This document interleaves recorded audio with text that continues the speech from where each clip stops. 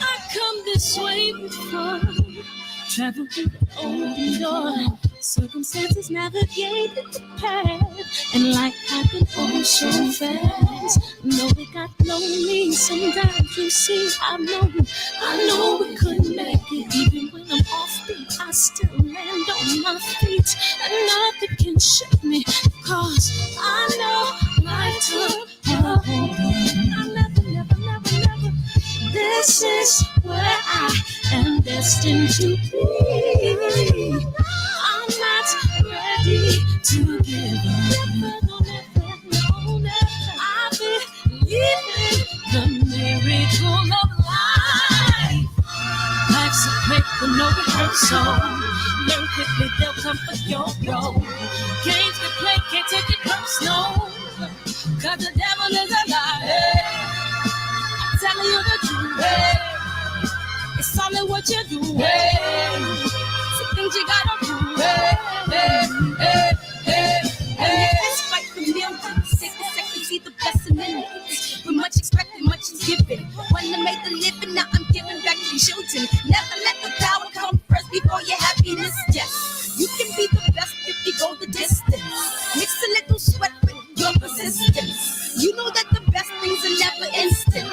Just shine, let us make it brilliant. Get up, open up your eyes now. It's the moment of truth. No backing down.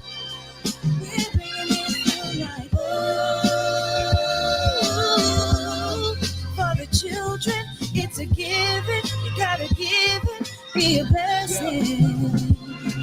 This my personal statement. Run the game like I'm acing. Learn and develop patience, determined to be the greatest. Yeah, bobbing and weaving, they changing up like the seasons. Indigenous to the grind, so I do it for all my people. Jabbing the competition, back up against the rope. She fighting for recognition. I'm fighting just to promote equality where we lack it. While cancer slowing our road, I'm confident we'll make it. We focus on common goals. Yeah, give back, give love, give something away. Never give up, stand tall to fight another day. 2 toes, 2 feet, I stand on the ground. I'm going back soon and fight this final round. Life's a great for no rehearsal. Learn quickly, they'll come for your role. Games we play, can't take it personal. Cause the devil is alive. Telling you the truth. It's all in what you do. Some things you gotta do.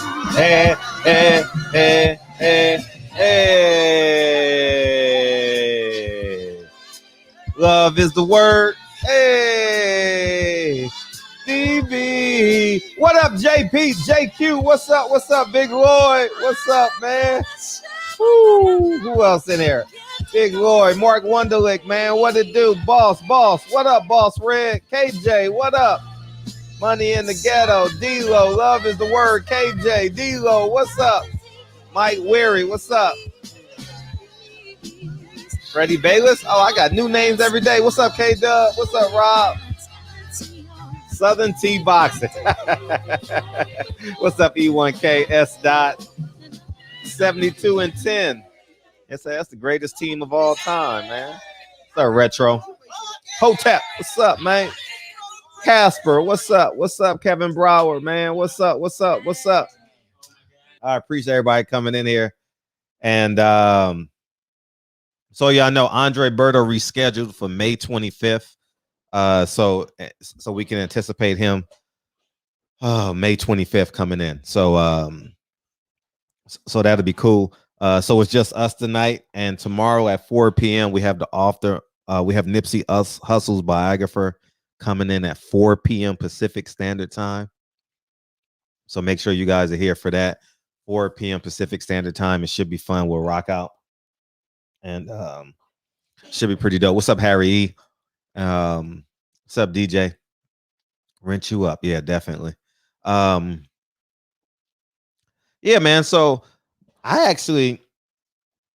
today I actually took like a as I brought the wrong notebook in here for today's show, but it's in the living room, so oh well. but I need something in my hand, so I'll hold it. But I actually just was exhausted, man. I didn't know that decision uh took a toll on me, man. Man, that man, I was man, when I say I was exasperated all day, I was like, whew, man, I had no idea the emotional um toll that George Floyd case had on me. Man, I dropped Lincoln off from school. Man, and I charged the car and I just came home and just choo. You know what I mean? So yeah, that case took a toll on me, man. I don't know if that was like, I know he still has sentencing and all that. I'm definitely looking forward to that in the next couple of months. But I'm definitely I'm definitely curious to see how they're going to sentence that man. Should I say that felon? He's a felon now. So I'm very interested in that. And we left yesterday without seeing the footage, and I know many people have seen. I'm not going to say everyone has seen it. The footage of yesterday. So um this I figure we'll have a conversation about that as well. And there's a lot of boxing news that went on today too. Oh, and some more stuff that proves me correct. Two things happened today that proved me correct, and I'm gonna tell you. So I mean, some of y'all may or may not remember this, but Eddie Hearn struck a deal with the Zone, and I said that was gonna happen years ago. I couldn't. It's in one of. I said it about 20 times in 20 different videos, but feel free to do your research on your own. Um, Eddie Hearn got a deal with the Zone. Um, I think that's a big deal because it makes them international. Sky Sports makes them domestic. That makes him international, and he doesn't have to. He doesn't. He has no rules and regulations with Celestial TV, so he can actually have Janet Jackson come on his show, and Justin Bieber can do what he do. If you get, you know what I mean. Like it's just and I have matured since my initial response as it pertains to the app. I remember when the app first came out, I was like, "Oh, that's bullshit." Nah, but the app is actually um, good for fans, as many of you guys are using the YouTube app to watch this show right now. And it gives like freedom of license. I don't know what the term is, but creativity is theirs. And I don't know if we're gonna get better fights. I'm not saying that, but he's the biggest winner. He is definitely the biggest winner uh, out of all this. And I'm assuming, help me understand this. I'm assuming, I don't know this to be true yet because I really didn't do any research on it. I just literally read the article and that was it. Literally just read the article and I ain't do no cross referencings or anything yet. I'll probably do that tomorrow or this weekend. I don't know about the fights, but I think from a business perspective, it may give him the freedoms to go into any market. Now, when you do like when Fox goes into different markets, they got to pay a premium for Comcast cable or Time Warner cable. There's no Time Warner cable. Now he may strike a deal with them, but at the end of the day, there's none of that. You literally can buy it on the Zone, and I'm pretty sure they'll cut out the middleman at some point because I believe Canelo's fight was on Time Warner, or you could have bought it on pay-per-view, but they probably don't have the infrastructure yet to do that. But I definitely can foresee that.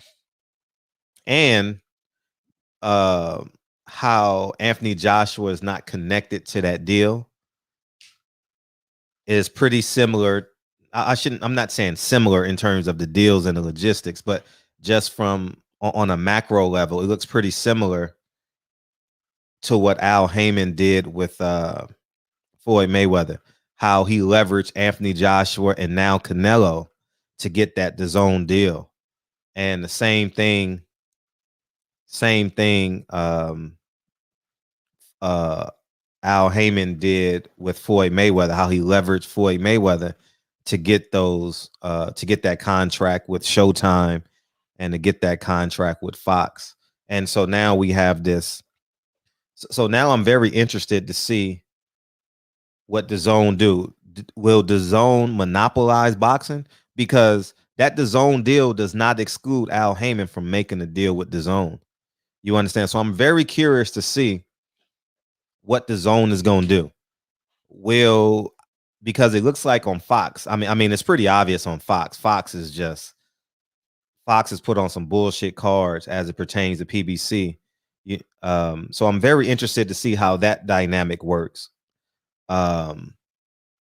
Will PBC leave Fox? I don't know. I honestly don't know, but I'm very interested to see how that's going to play out with Fox. It looks like Showtime is rearing back up, and as you can see, Al Heyman gave him more fighters.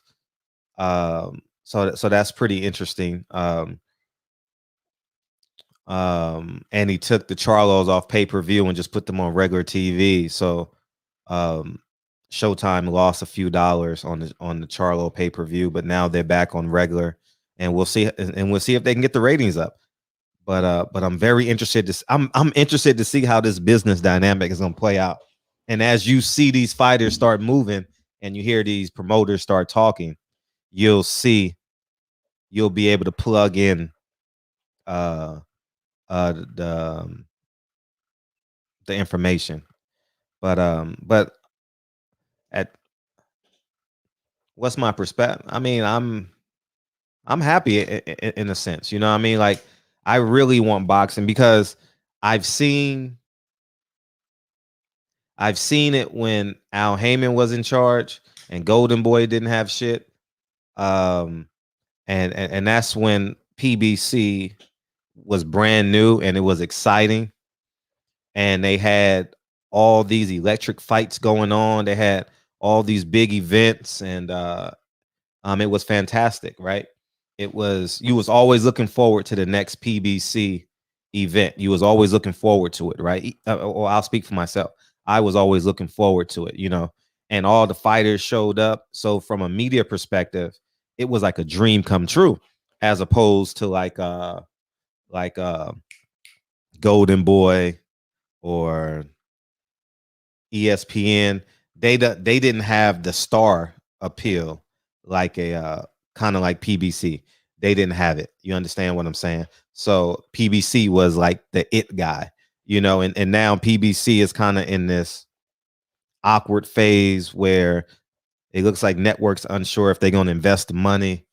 They're scaling back. It looks like on their cards and stuff like that. But and that's why in many cases monopolies are not a great thing. You understand? Because if we were just left with what Golden Boy did or now just PBC would do, then we wouldn't have these other markets, so but we'll see. Showtime has the capabilities of doing whatever they want as well. I know they're a subsidy of Viacom, but they have, I think them being on premium TV gives them a chance to be great as well. But we'll see, because I think their schedule start June 19th is their first card.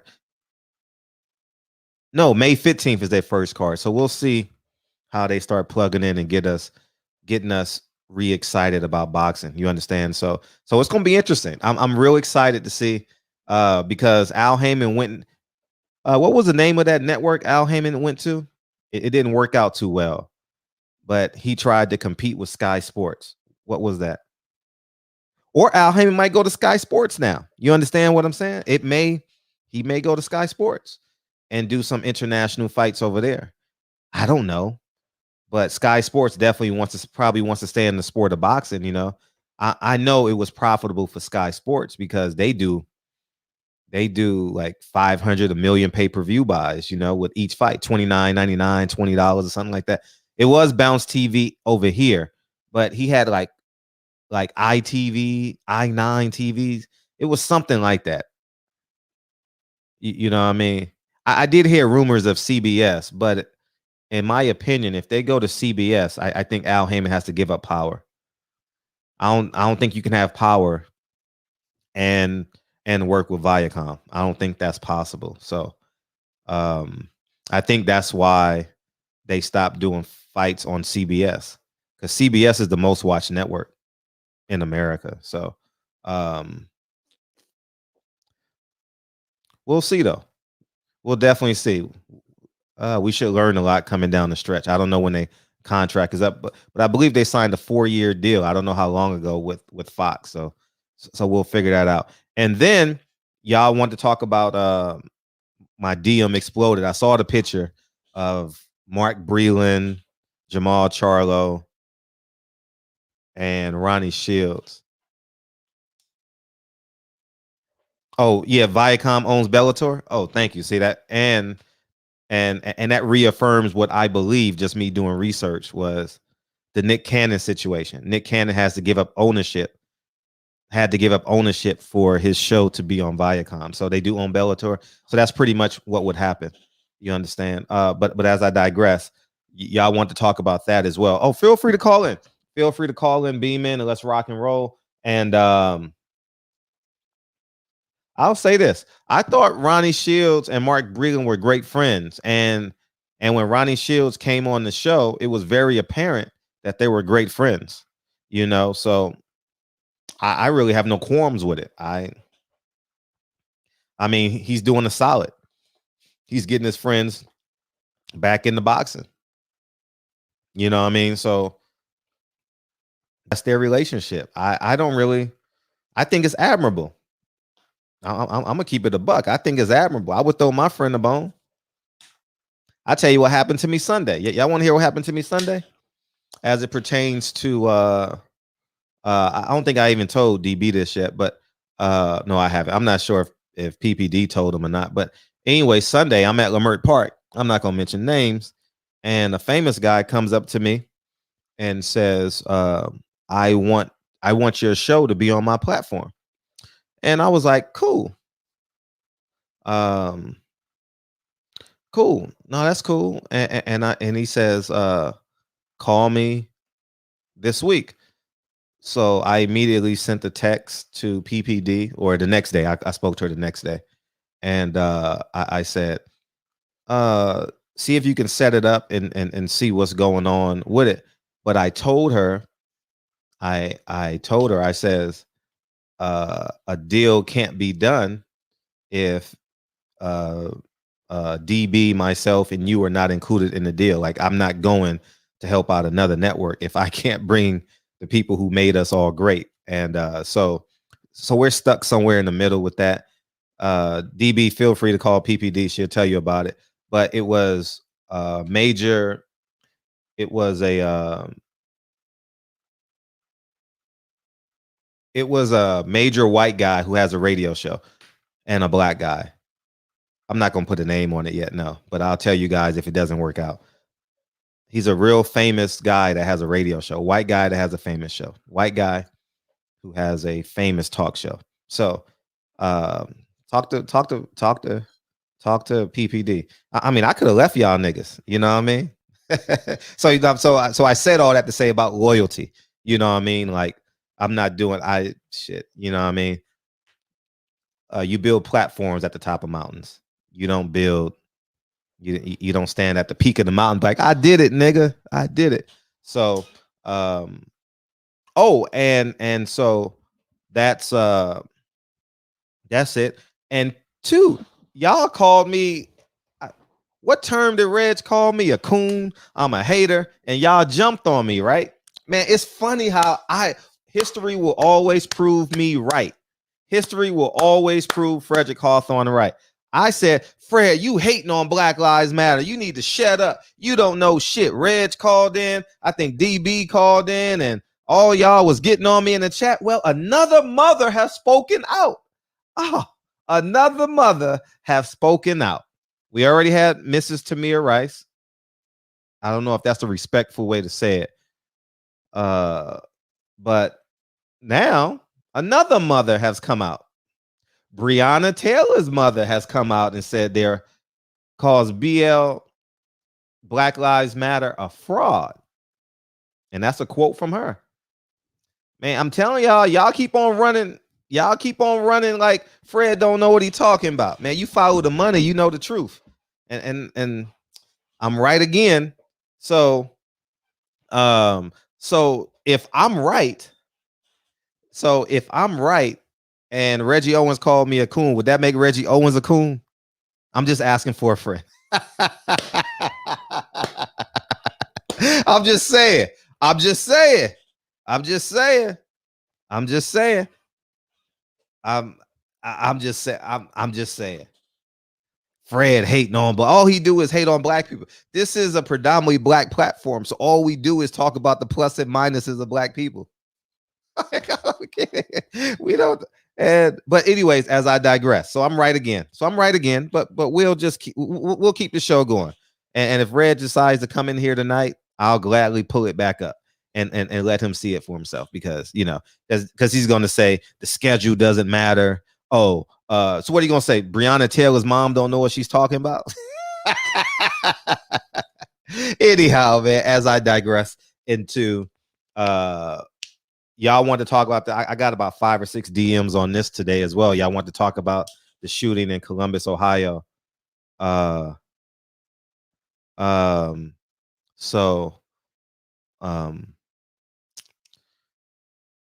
Y'all call in, man, and I'll give my take as we move forward, man. Y'all call in.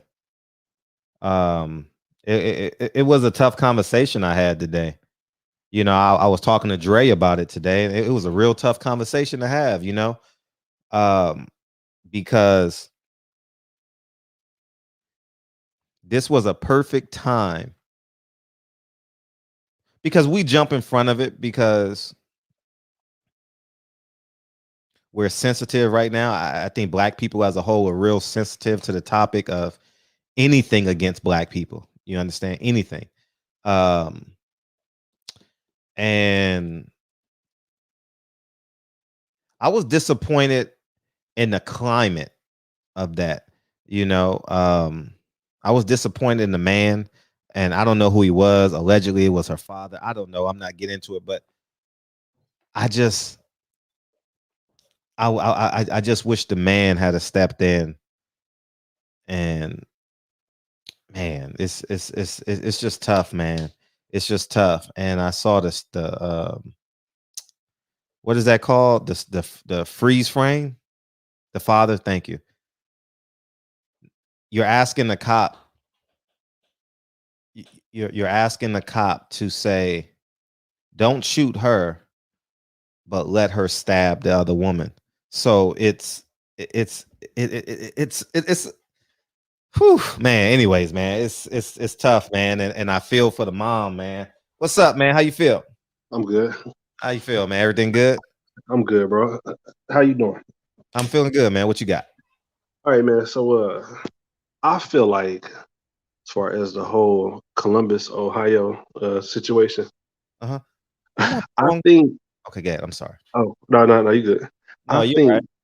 I think that the cop had did what he should have done. I mean, like pretty much the cop had did exactly what I would have done, Mhm, what I think that most people would have done. mhm. But I do think that that girl, man, it was just a messed up situation. But I do think that her parents, they should be held accountable for that. I really think so. Like, dude, like y'all sitting out there yelling and shit, like you watching your daughter fight and all that. Like, man, like it was just a sad, sad situation. But what I don't agree with is that the cop has shot her 4 times. I thought that that was a like overkill for me, Mm. but I do agree with him actually or whatever, like stopping the girl from actually like stabbing the other girl. I mean, like what was he supposed to do? Like, so I mean, it does suck. It's sad, but I mean, shit. I think that I think that anybody with any kind of common sense would have actually would have done the same thing. But I mean, it's sad though, man. But I do think that those damn parents, that the parents, they should be charged for that.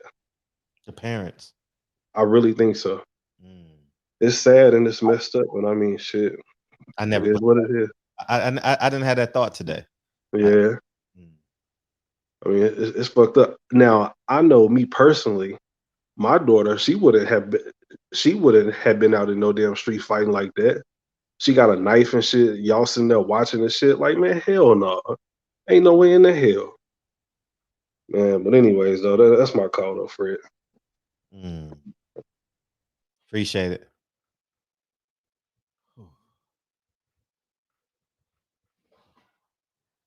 I mean, feel free to chime in, y'all. I never thought about the parents being charged.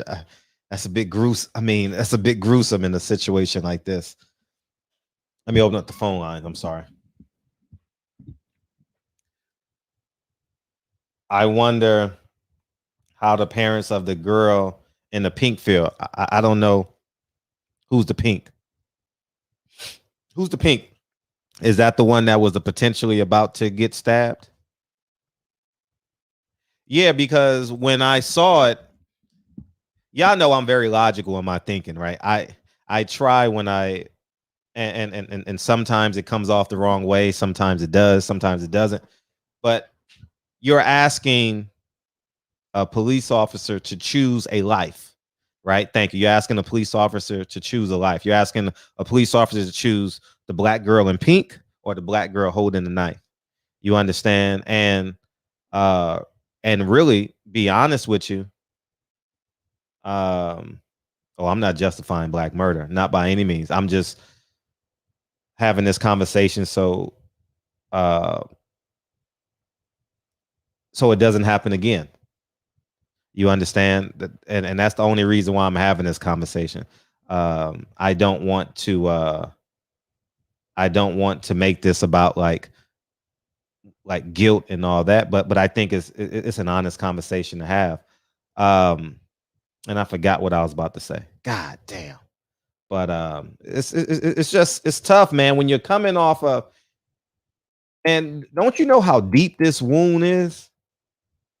Don't you know how deep this wound is for us? So anything is just gonna set us off.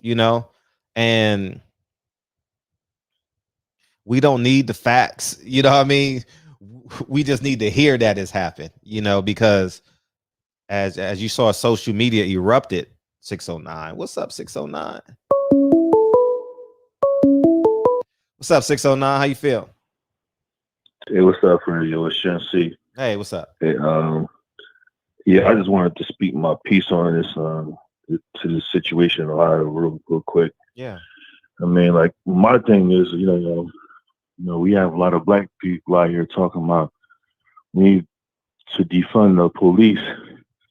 Meanwhile, there's parents out there, there's adults out there watching, yelling and filming, young girls fighting to where, like, a young girl has a knife, like, and it leads to her being killed. Like, I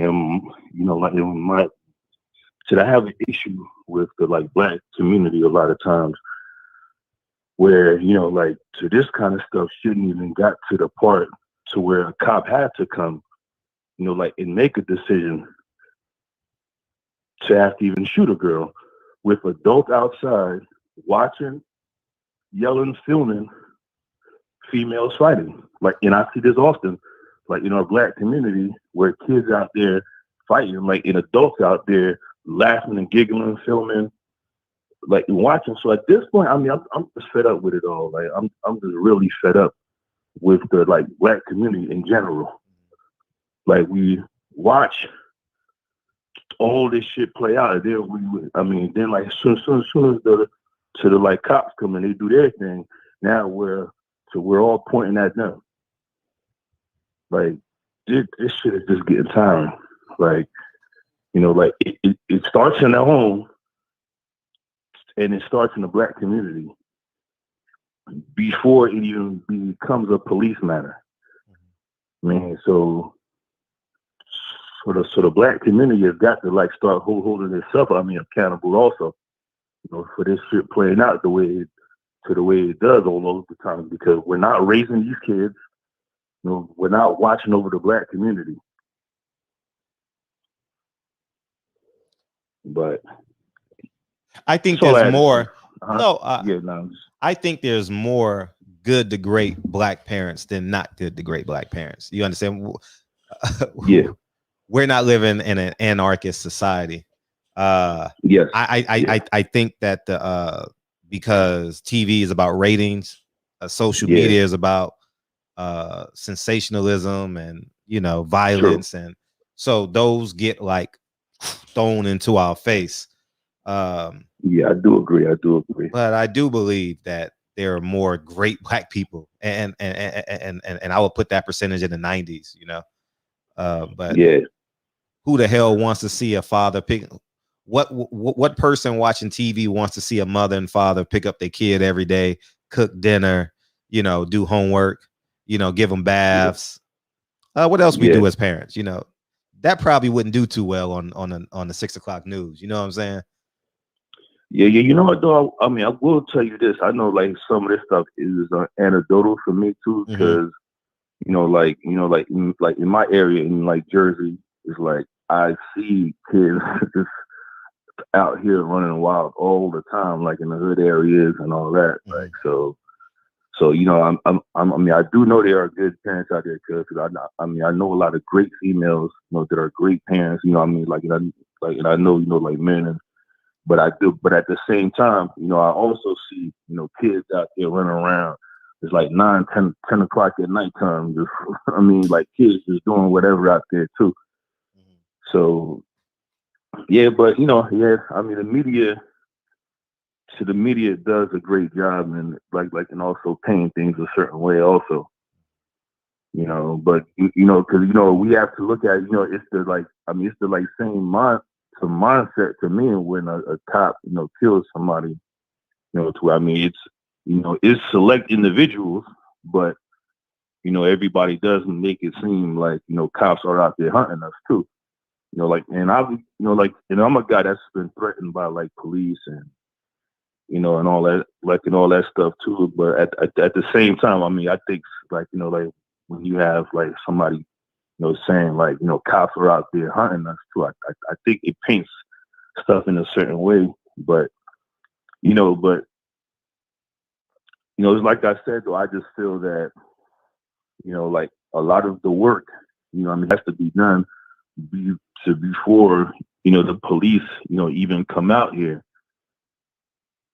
I mean, like if a lot of us are talking about defund the police, we need to do more work to our community. Like we like can't allow kids to like just be outside doing whatever. I mean, fighting and, you know, to where like a girl, you know, goes and gets a knife. Like that shouldn't even got to that point. So yeah, that's my outlook on it. So, I appreciate the call. Yeah, thank you, Fred. Hey, so real quick, yo, that yeah, man, you do a great job, Fred, man. I mean, like a lot of times I don't get the call, or I mean, like sometimes a lot of times too, I might not catch it live, but I just want to give you the flowers while you're like still here, man. So appreciate you. Yeah, thank you, man. All the time. All right, Fred. All right, appreciate you, man. Yeah, I will say we all can do better. You understand what I'm saying? We all have the ability to do better. I just don't believe that, you know what I mean? I don't believe that there's like America's filled with terrible black parents. You know, I don't believe that. I do believe that there are bad parents, and there's bad parents in every ethnicity. There's bad black parents, Asian parents, but that's not the macro of parenting in America. And Triple OG, how you doing, man? How you doing, man? What's up? Hey, I'm doing good, and that call just pissed me off, and I'm gonna tell you why. When a girl and her mother in her home, and 20 motherfuckers come standing in your front yard for their daughter or whoever to come beat your ass up, what the fuck you going out there with? Some goddamn flowers? And hell no, the policeman shouldn't have shot the woman. All them fuckers that went to the Capitol that day that threatened policemen, and policemen tell that lie about they feel threatened by black people. Yeah, they hunting your ass. Yes, they are. Because if they wasn't, they wouldn't be killing you like they've been killing you. This shit ain't just started 10 years ago. Shit been happening since 1867. And when I hear a motherfucker say some shit like you just said, that's the dumbest shit I've heard in my life. It don't make no sense. How many times you got to see it on camera, on video or whatever? The man, soon as the policeman come up there, that's when the girl attacked and pushed the girl down right in front of the policeman. And the knife comes out. She won't attack the policeman. When those fuckers attack the Capitol, they use mace and whatever they could use. How many of them people was out there talking about killing the policemen and threatening them? And how many of them did they shoot? Not one of them motherfuckers. Not one. And I've seen videos of white motherfuckers with guns and they coaxing them down with the gun. I shoot him in the leg, shot the motherfucker in the leg, arrested him, took his ass to jail. But when it's a black person, you feel threatened because they had a weapon. It don't matter. I don't teach my kids, and my dad ain't teach me to put my hands up over a goddamn steering wheel, because I don't care how you act. If they're going to do something to you, they're going to do something to you. I just happen to talk shit when they stop me. If you're going to do something, you're going to do it in the goddamn way. No, ain't no how you doing, sir. Fuck all that shit, man. And it got me to 66 years old, and I'm going to keep being that way. If you want to find a reason for a policeman to shoot a black person, and you black, you's a goddamn fool. Fuck is wrong with you? How much do you have to see? Since the trial, let's say the last 6 or 7 days or less, 5 black people ain't got shot and 1 Hispanic. Damn. One damn girl who got shot 40 minutes after the damn verdict. Did you hear that? Who was that? The one we're talking about. Oh, okay. What you need to shoot that girl for? A damn cop went up in the school and shot a black girl, a black person. Okay? For what? What you going up in the school shooting somebody for? They ain't going up in school shooting white people. No, because white people come up in school and shoot motherfuckers. They ain't even the police. Yeah, giving the motherfuckers a damn reason to want to goddamn pop a cap in your ass, and they don't need one. Because when they hear your ass weak, when they hear you weak, that's the excuse they can use. Oh, I fear for my life. Oh, what was the man saying? The defense attorney. Oh, hey, sometimes they turn into Superman. How come the fuck we got to be Superman? When you kill us, you're looking for an excuse. When these white folks kill us, they're looking for an excuse. Oh, and sometimes when you're on drugs, they become stronger. No, the fuck they don't. No, they don't. Just every fucking excuse in the world. And then when a Negro or a nigga, as you say, go along with the shit, talking about what they tired of seeing. How long niggas been fighting each other? Huh? People always fight. But 20 motherfuckers ain't coming in my front yard looking for nobody. And ain't gonna have to call the police. Ain't gonna be no goddamn gathering in my front yard. No, you ain't coming here to get no motherfucking body. Yeah, she went out there with a knife. She should have went out there with a machine gun, but I'm sure black folks don't have guns like white folks. And we don't. You got a lot of artillery like your white neighbors or anybody that you know? I don't know what they got. I don't know what. How many guns you own, Fred? I don't know, man. My neighbor over here, it ain't no need. You ain't got me this motherfucker next door to me. No, I don't. This bitch got a fucking 500-pound safe to put his guns in, and the motherfucker got 30 guns, rifles. What do you need 30 guns for? And they ain't hunting guns. You know, AR-15s and all that other shit. Yeah, I got about 4. 2 handguns, an automatic shotgun, and another automatic that shoot, you know. So let me ask you this. Uh-huh. Should they have called the police then? That's neither here nor there. Because I heard a show today where a guy said, don't call the police. I heard somebody say, do call the police. You know, my thing is I stay out of that one. I let people make whatever choice and whatever decision they think is right. But when you call them, you know, my daughter called them about 20 years ago for her damn children's father. And who ass he ended up hog-tied? Her ass. And when I went down there and got out, I said, you gonna call him again? She made the decision to call him. She ain't called him since then. Same shit be going on with it. And I ain't going over there doing none of that shit either. If she get herself and shit with a boyfriend, that's on her. I mean, what they say is sanity is doing the same shit over and over, expecting different results. Hey, should they have called the police? I don't know. The little girl called the police. The one that got shot, right? Was she 16? Yeah. I think I heard that correctly, right? 16, yes. Yeah, what did she know at 16? She was scared. But she was home. You mean you can't be safe in your own home, man? You know what I mean?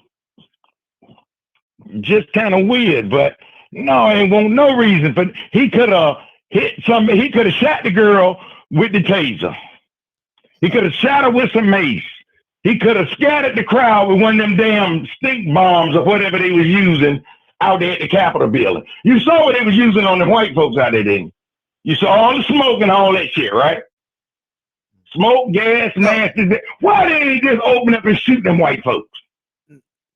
Listen, because they were white folks. I'll never compare myself to a white person in this country. I said that's not a comparison. I'm telling you what they do with white folks and what they do with you. I don't compare myself. I know I'm black in America, so I'm not even gonna have my I don't even waste my time with saying, well, Frederick, we're gonna see if they treat me like a white person today. No, I don't even have those conversations with myself. I don't even believe it. You know, that's why I do my best to be as what's the word they use in your era? Separatism, as much as possible. I don't know, but I do my best, you know, to get out of their way and build my own, you know. And yeah, kind of hard to get out of their way, but I know what you're talking about. So, but I also seen you agitate them too. So and ain't nothing wrong with that. I agitate them, yeah, because I know they can't. Yeah, ain't nothing wrong with that. I see you agitate them too. Sometimes I see you pastor. Sometimes I see you agitate. You just got a whole lot of things that you do. That just comes natural for you, and that's okay because that's how you are. That's your chemistry and makeup, you know. But if that little girl was scared, she didn't call the police expecting them to shoot her. No, definitely not. And that's why, and that's why hopefully this conversation is like a solution, because I think if you look at the other side of the coin, some may say, I see it in the chat, how can they use a taser when she's about to stab the other woman? She was on the ground. She wasn't about to do shit. How can you use a taser? She on the ground. No, they were. I saw that. No, they were standing up. She chased her. She chased her to a car, or trailed her to a car, and I couldn't see it in real time. I couldn't see it in real time. I've seen it on the news 10 times. No, but they froze that. But different camera angles today. But they froze it on TV. The little girl that called the police. Soon as the police were walking up down the sidewalk, they looked like they could have been about maybe 30, 40 feet away. That's when the girl rushed her and pushed her down. By that time, the police is up. They see the one that was attacked. They didn't know that was the one that called her. She came up with a knife, but she never got off the ground. No, when the police were shot. No, you didn't see the whole video. No, you didn't see the whole video. The girl that fell down, you telling me she was standing up when she got shot? Yeah, she chased her. She chased her to a car. She chased who to the car? See, you can't see it. 16-year-old girl chased somebody to the car. Yeah, let me tell you what happened. I'm going to tell you. Okay, I'm going to tell you exactly what the video happened. They're on the ground. The dad comes. He kicks the girl, right, and then she gets up, and then the girl, she's chasing the girl with the knife in her right hand, and there's a car that impedes her from sprinting away. There's a car, right? I don't want to pull up the video just because I don't know. I don't own it. Go ahead. I'm listening. Go ahead. And she gets halted by the car, and as she's getting halted by the car, her right arm goes back like forgive me for this analogy, like Jason Voorhees, you know what I mean? And as she's going back with the knife, the police officer shoots, and I think it was four shots, and then she falls to the ground, and the girl with the pink Mike Weary the Great runs off scene, and that's the end of the video. Okay, but who was that fell down before the police got? Who was that? It was a multiple girl. It was a multiple. It was multiple women versus her and her father. So the daddy out there with all these damn women out here, and he kicks them. Lord have mercy. And everybody was in their yard though, right? They was in her yard. I don't know what yard they were on or anything like that. I just know what I saw. The one that got shot lived at the house. That's why she called.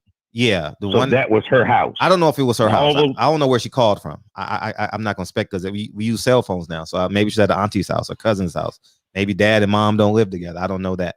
I'm just saying that's what happened. And because there's a still frame shot. Maybe I could find the still frame shot. Maybe I can see the still frame and I'll pull that up. And it's the split second before the cop shot her 4 times. But the cop got to make a decision. Like, and I think that if that cop, I don't know what a black cop would have done, an Asian cop would have done, but their first rule of thumb, hopefully Drew Titan will come in any second. But or if you have another police officer out there, feel free to call. Military personnel call in. It's public safety, and I don't think a cop can willfully allow another person to stab someone. I don't know that to be true.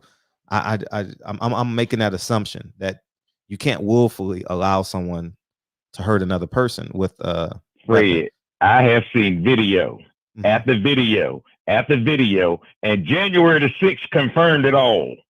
They had guns. They are treated differently. When they were being attacked and they were saying kill them, they still didn't pull out the gun and shoot them. And any case that I've seen, like the white guy that had the gun that time was out there, had drunk and had a little pistol, and they shot him in the leg 2-3 times, and then when he failed, they put handcuffs on him and took him away. So you can shoot a white motherfucker with a pistol in his hand, but you got to kill a girl with a knife in her hand, 16-year-old girl. No. And that's not saying that everybody has to agree with me. No, speak your piece. That's not what I'm saying. I'm just saying that is some of the most bogus nonsense I have seen in 55 years of my life with my eyeballs that I can consciously remember. Now, anything between 1 and 10 years old, I don't give it much, you know.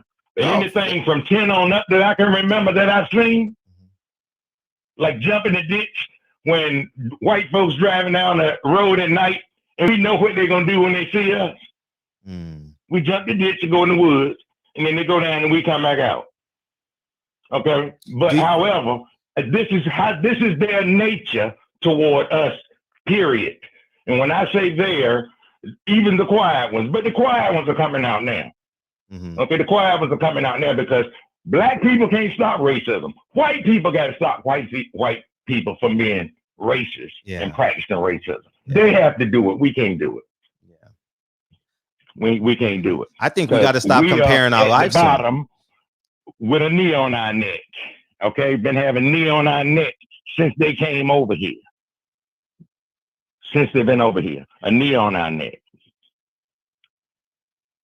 So my thing is, I don't care how many explanations I get from an ex-cop, and they had black policemen patrolling our neighborhood because the white ones that came back there, we bust their fucking windows out.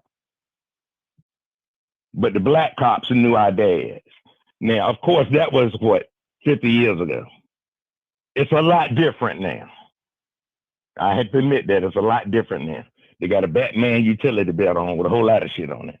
Back then, they was carrying like 6-shooters, you know.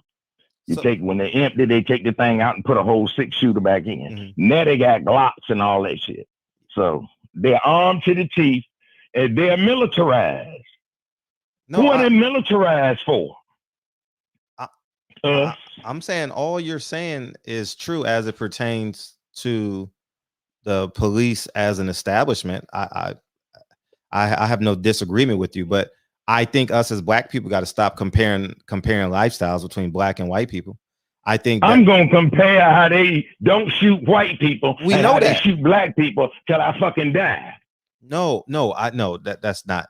That's my comparison. I'm not comparing nothing else outside of that. I do that's believe. All I'm comparing how they police us and how they police them.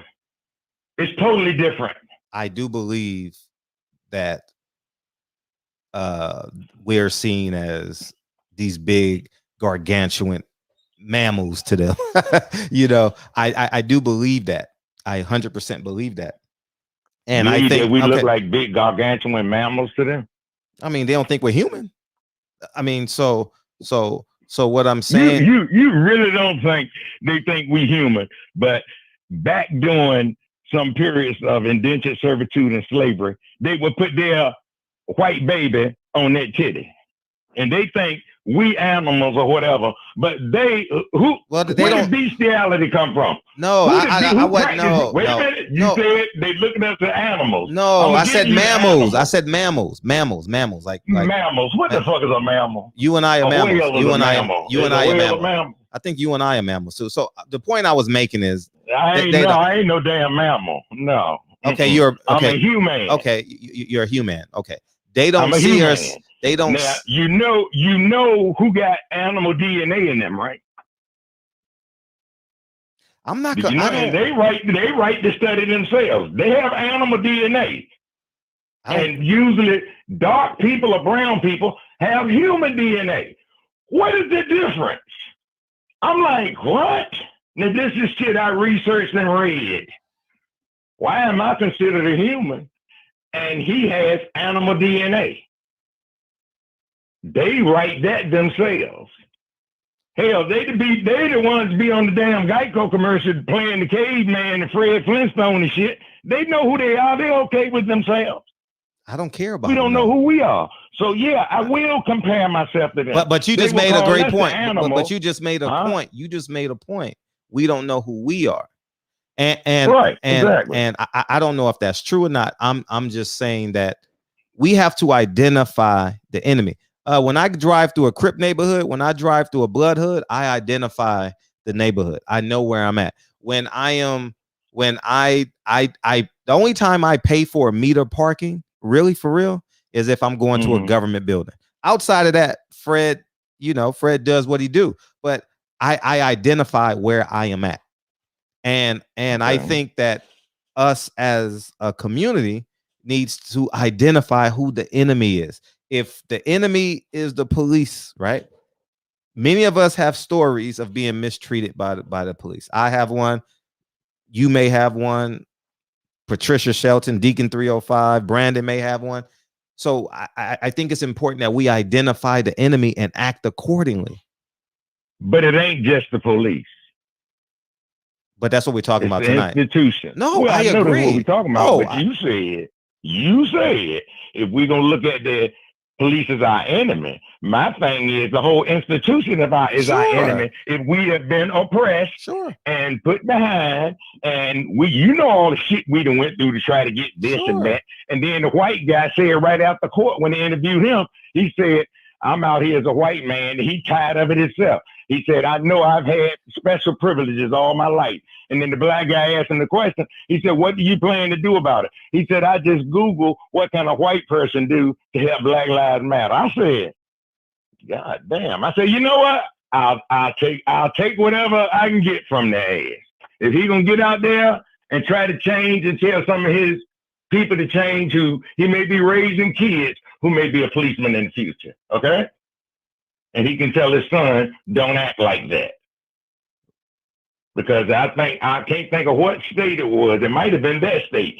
Hired 47 new policemen, and 4 of them were black. Fire department, full of white folks and family members. Paramedics, all of that. But when you go in the military, where do they get their biggest amount of people from to go in the military? I don't know where they get them from. The black and brown. Come on, Fred. No, it's more white people. Black and brown folks. It's more white people in the military than it's black and brown people. Fred, I'm going to tell you this one more time. Now, you can go research it if you want to. When they go now, if you want to say the people in charge are white, like the lieutenants, that was just a hypothesis based on the population. That's all it was. I don't know the facts to be true. I'm just saying if we're 13% of the population and they're another percentage of the population, I would assume that they have more. We ain't 13%. They ain't doing no accurate count on that. Once we was 14% and then we 13%, what did it kill 1% of our ass? I don't know. What happened to that 14? But what happened to that 14%? I was just using logic. I don't know the answer. I was just using logic. That's all. Yeah, but yeah, and this is what they said on television today. I didn't say that. They said when they recruit policemen, out of the 47 they hired in that state yesterday, 4 of them were black. And the other 43 were white. So what does this say? Is that equal? No. You mean to tell me they couldn't find but 4 black people to qualify that day? You know, it would be a danger to them if they looked at us like the scary beast or mammal and they hired 43 black motherfuckers and hired 4 white motherfuckers. You know that won't happen. But they said usually for the military, and we know which part of the military they're talking about, the Army and the Marines. They get the black ones and the Hispanic ones because you're going out there to possibly fight. Okay?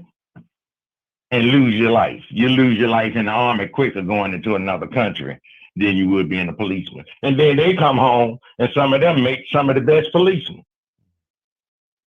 Just these jocks that's here that plays football and did this and that couldn't make it nowhere else in life. Yeah, you got a comment. To the fire department or the police department. What's that? Shin C got a comment for you. Triple OG. Who is that? Someone in the chat. Shin C. Oh, good. Yeah. Triple OG, and respectfully, that's why you're part of the problem. Why a young girl going out with a knife? I ain't tell her ass go out with no damn knife. What the fuck I got to do with it? I ain't talking about her going out with the knife. I'm talking about her getting shot. Yeah. I'm talking about her getting shot. As opposed to white people going out with guns and not getting shot. Did you not see all them damn white folks marching with them goddamn guns? When was that? Before July the 6th. You remember that shit? I think it was Michigan. They went to the Michigan State House or Detroit, somewhere out there. You remember that? Had all the guns and everything. I remember that. Now, how come they can walk out with a gun and this girl can't walk out with a fucking knife? Now, who the fuck said that? I don't know why you're still comparing yourself to white people.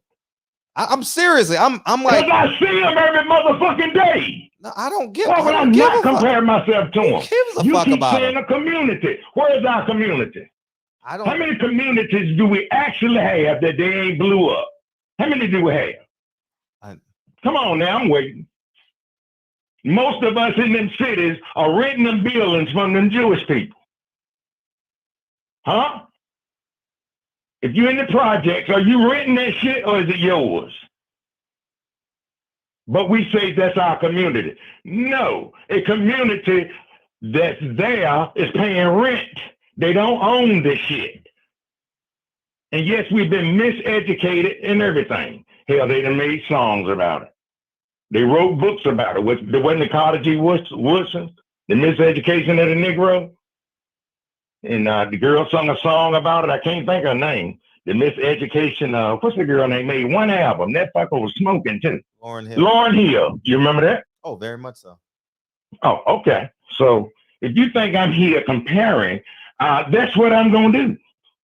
Because I don't have enough of me to look around and go in the community and say, oh, man, there's not large communities of us anywhere, because they did all those fucking faulty loans on our ass, took most of your houses and everything, and they lost everything. Most black folks coming up through the 60s, 70s, and 80s, their value was in their home. And when they did them subprime loans, they finished your ass off. They finished you off. But hey, on top of oppression, would you rather be oppressed? Are you a part of the oppressed or a part of the what is it they say they got? Privilege. You came up from oppression, and that's a good thing.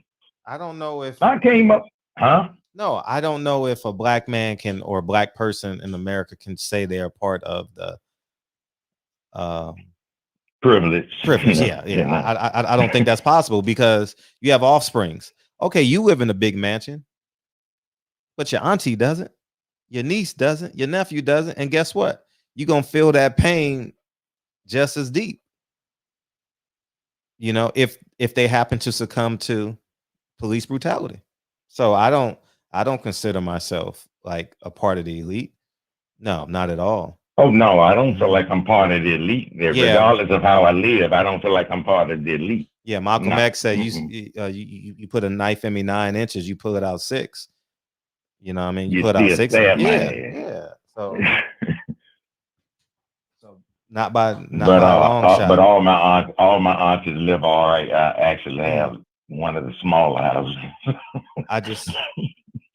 Man, get off the phone, man. We got people calling in, man. Get off the phone, man. You start talking, man. You talking? I know you talking, nigga. You started talking about aunties and stuff. I appreciate you, man. I miss you saying that to me. I ain't heard that in a long time. Well, you ain't called in a minute. I was happy to hear from you.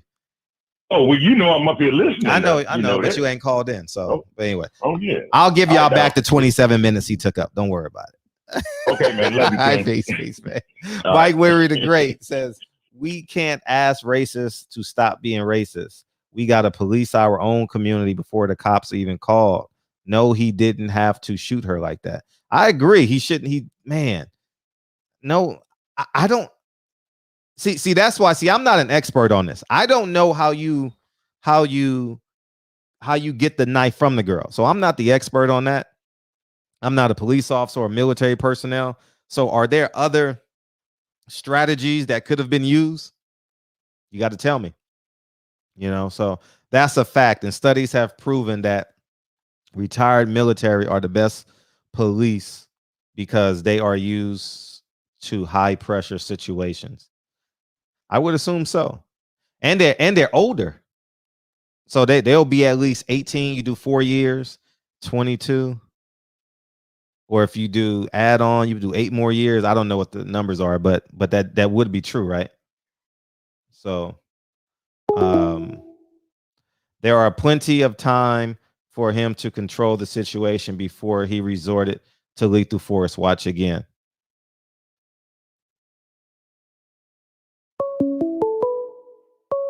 Police say, drop it. If not, what the fuck you think? I did hear that. I'll rewatch it again. What's up, man? How you feel? Hey, too blessed to be stressed and highly favored. What's good? How you feel, man? What's up? Yeah. I feel the way I always feel when these things pop off. And with this girl getting killed, this baby, and I don't like in the media every time one of our babies is murdered, they call it that woman, that man. I don't like that. You wanted by her name. You wanted to call by her name.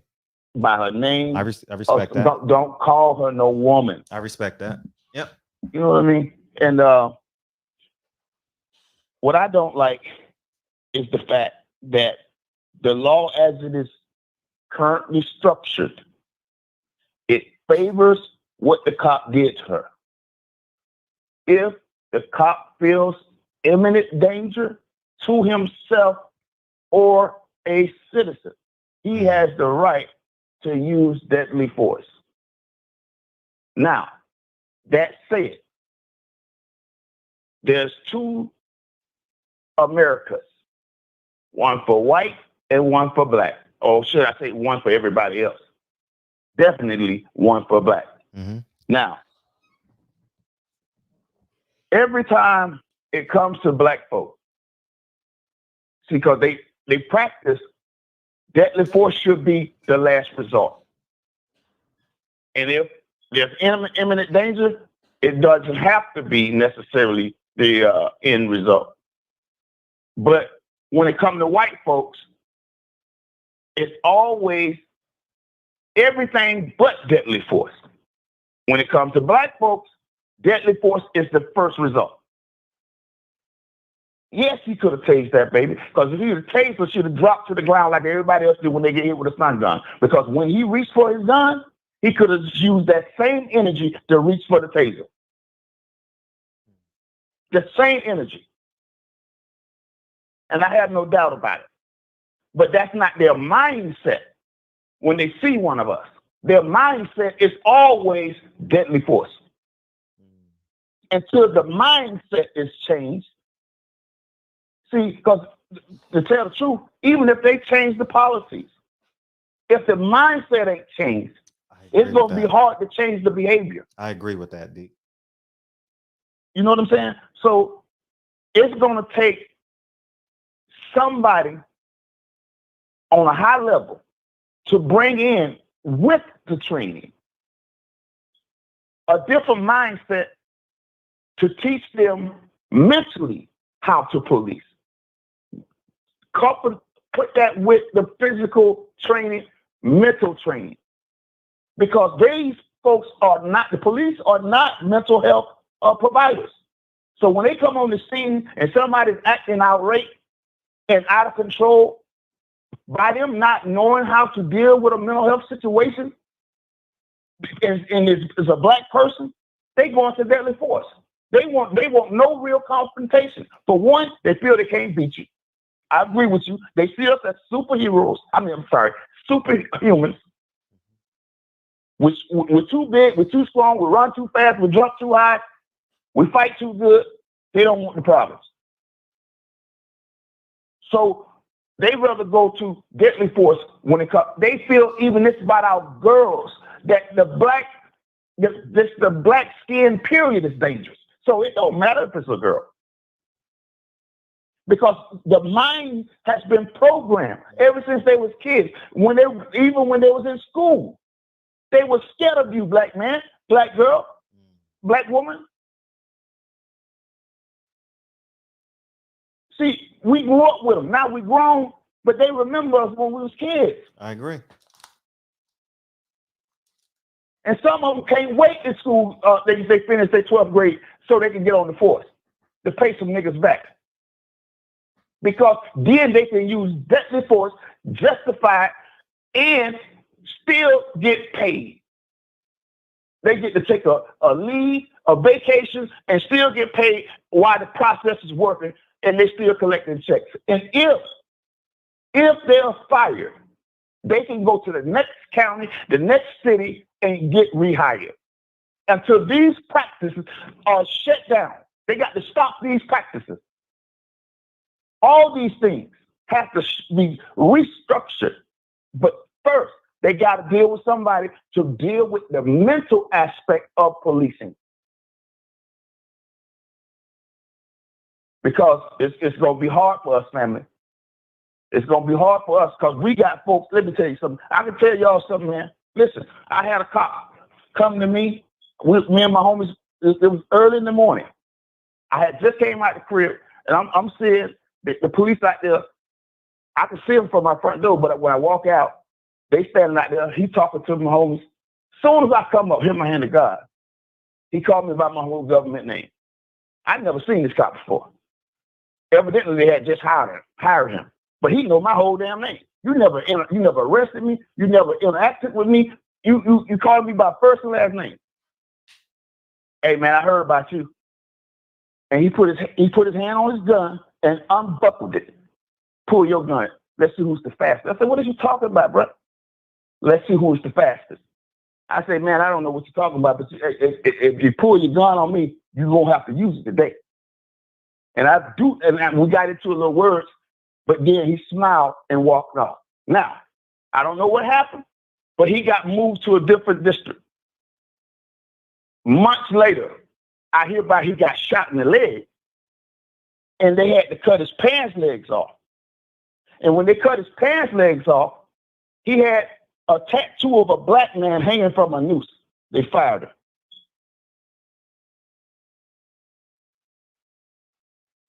See, we don't know what type of people they bring into our communities.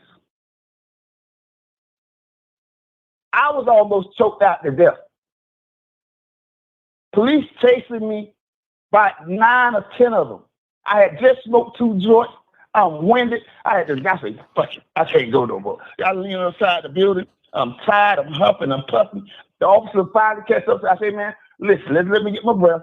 I'm tired. I can't run no more. Y'all go ahead and take me. I'm thinking it's cool. I said, you just take me. I just need to get my breath. This man pushed me up against the wall and tried to commence to choke me, bruh. He's so light in the tail. I slammed him and took off. As soon as I took off around the corner, I ran into one about 6 foot, 220 pounds or more. All right. And at the time, I was a skinny cat, but I was always strong and quick with it. When I ran into him, I slammed him on the ground, but he made sure he bear hugged me. And he fell directly on his back, and I fell directly on top of him. But mind you, when he fell with his both of his arms wrapped around both of my arms. So my arms are to my side, and I can't get up. I'm trying to get up, and he's holding me for dear life. Now, the cop that I slammed, he comes around the corner. Now he's behind me. He reached with the 3 fingers and the thumb and grabbed my throat, choking the life out of me. I feel my eyes going back, and the black cop standing right. I say, you don't see this man choking me? I'm back. He's just standing there. This man choking me out, bro. You know what I'm saying? And finally, he stopped because if he kept going, he was going to kill me. Because I couldn't get loose because the cop on the bottom had me in a barrel. And next thing I know, he was out of there. Because I told him that day, I'm going to kill you, cracker. I'm sorry about saying it like that, but I said, I'm going to kill you, bro. I'm going to kill you. But they got him out of there.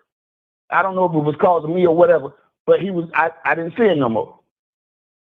But listen, man, we got to be careful out here with these folks. There's 2 different Americas.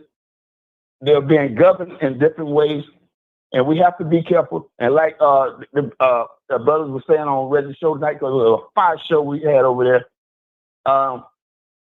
When we come out here and get in contact with these folks, we have to know that we're governed in a different way. When we come in contact with them, we got to know this. We shouldn't have no weapons on us, not unless we're legal, certified to have them. And if we do, let them. I teach my son. He get pulled over. He let him. Hey man, I got an automatic weapon in my car. He give him his concealed weapons license. You know what I'm saying? He got his hands out the window. He got all his paperwork. I tell him, if you don't get pulled, already have your paperwork and everything already out, where you don't have to reach in the glove compartment. You don't have to reach in the armrest. You got everything ready to go. You know what I'm saying? Don't give them no free shots. None. So we have to understand that what we're dealing with.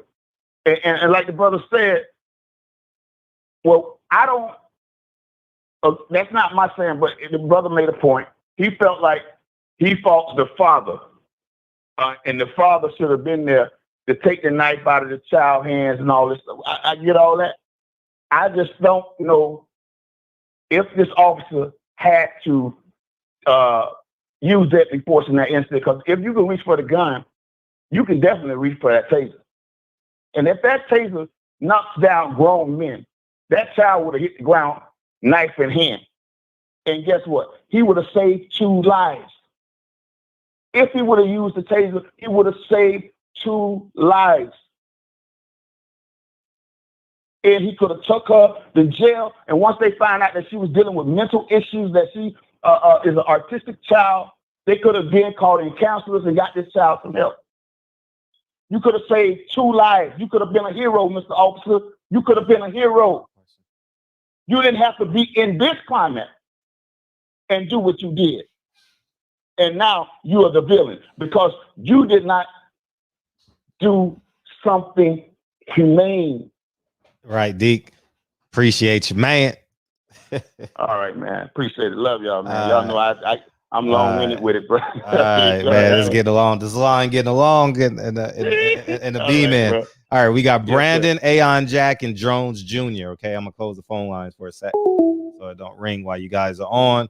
And Champion Heart says cops can show restraint when a high volatile situation involves white. Black people don't get that same restraint. Please recognize the climate. That's how I live my life. Jarvis Johnson says, chat, if your mother or sister are about to get stabbed, would you feel any different about the shooting? Just a thought. I'll rephrase. We'll definitely ask that question to the people that call. What's up, Brandon? Peace. What up to the barbershop? Hey. Can I be heard? Can you hear me? Yeah. Answer the question. Okay. If your mother or sister are about to get stabbed, would you feel any different? Here's the thing, Fred. I don't watch those videos, so I haven't seen the video. I've never seen. No, not the video. I'm at. Oh, that's just posing the question. Okay. I don't. Your mother or sister about to get stabbed. Would you feel any different about the shooting? I don't.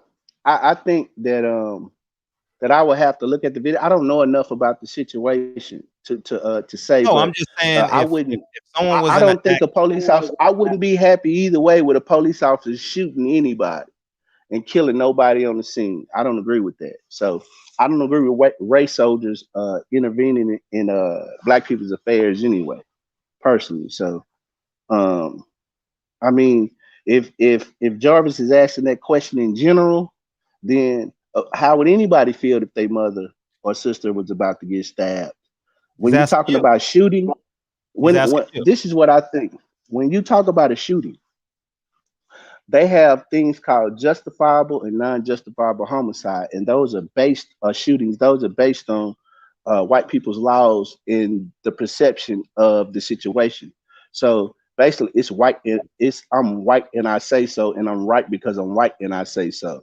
So, I mean, I haven't given that any thought. So. Nah, that question, it doesn't make any sense to me, really. It's an emotional question that plays on emotion. No, it don't make sense to me because it's asking you to put yourself in that situation and it's playing on emotion. So I think that's a trick bag question. So nah, I'm not. I don't feel any different. But what I will say is that Triple OG was right. He said that and you right too, Fred. He said you said that we should know our enemy. And Triple OG said, not just the police are our enemy, but we should recognize who have treated us a certain way, and we should deem those people our enemy. I think that's our problem, that we refuse to recognize and deem the people who have mistreated us for hundreds of years as our mortal enemy. Mortal enemy. The first caller, I don't know what he was on when he said that they trying to make us think that police are hunting us. I don't know if he was alluding to that was an illusion that black people just make up in their minds. Because that sounded like he'd been watching a lot of Fox News, because that's not something that we make up in our mind. We know that we are truly being hunted and being targeted based on what we look like. Period. When it comes to white supremacy and how you conduct and handle yourself, we should do a better job of teaching each other, and I'm gonna reiterate this every time I get on the phone. Don't fuss, don't fight, and don't flee. Always remain calm around those people. And if you do not, like you said, Fred, you said something that was beautiful when you said you try to separate yourself where you don't have to interact with them as much. You still have to interface with them because you interface with your system, but you take a certain measure of yourself and control back from them. That's what we all need to do. And we need to do it in strategic manners. Now, when it comes to this police shooting, what we should be asking ourselves is how should the police conduct themselves? What can and what can't they do? And then not only that, how do we equip ourselves? Sergeant Darcy, the next time you get Sergeant Darcy on, I she will should be telling us what to do because nobody comes to, that's one thing that don't happen. These She police did. don't She come said to comply, our comply, comply.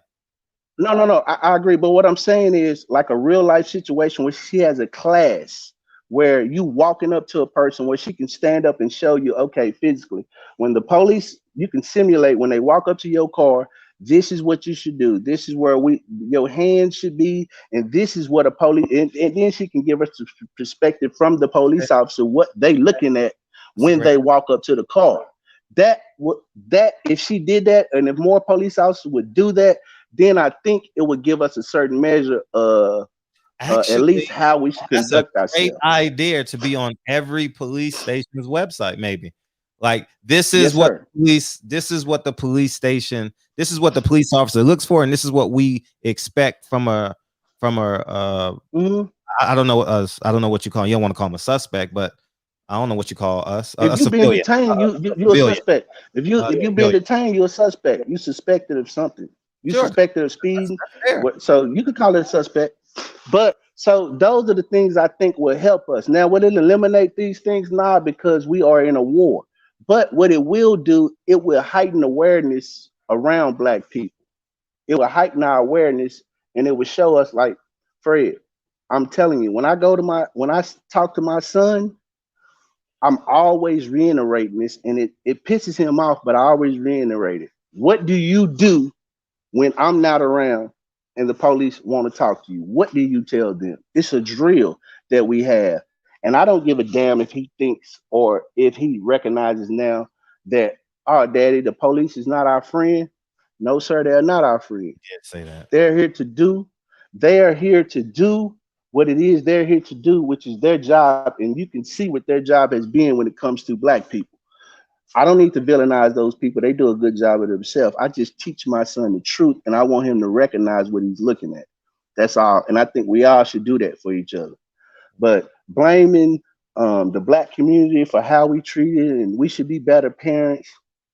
When you're under a system of white supremacy, and these people are putting the pressure on you every day, it's tough for us to find our way and to sit. I'm not making excuses, but we shouldn't condemn each other. We should be lifting each other up at all times. We don't need condemnation. These people have been condemning us for the last 400 years based on what we look like. What all we need from each other is to be taught the right way and to move on code as a unit.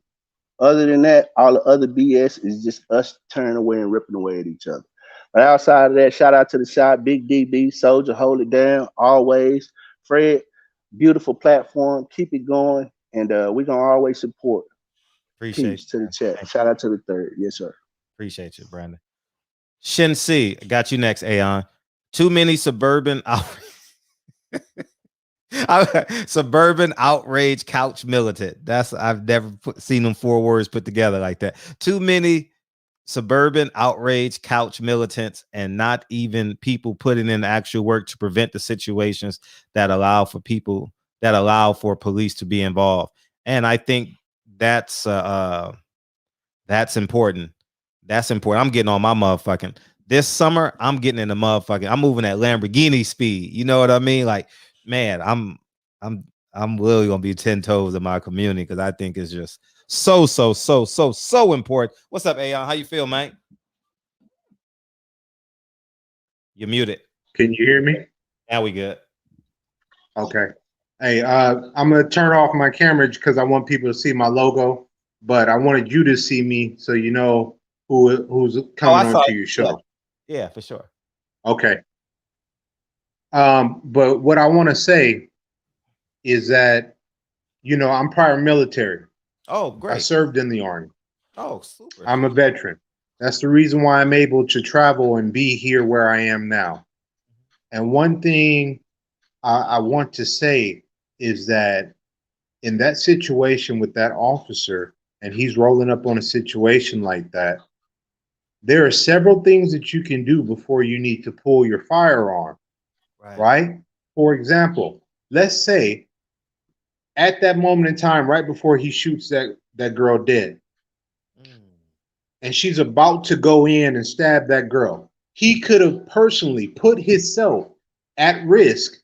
He has a vest on. He has a bulletproof vest. He has an arm guard. He could have put himself in danger and intercepted that knife from that girl and took it away from her, wrestled with her, whatever he had to do, brought her down to the ground, use a nightstick, use a taser before you give her 4 or 5 shots.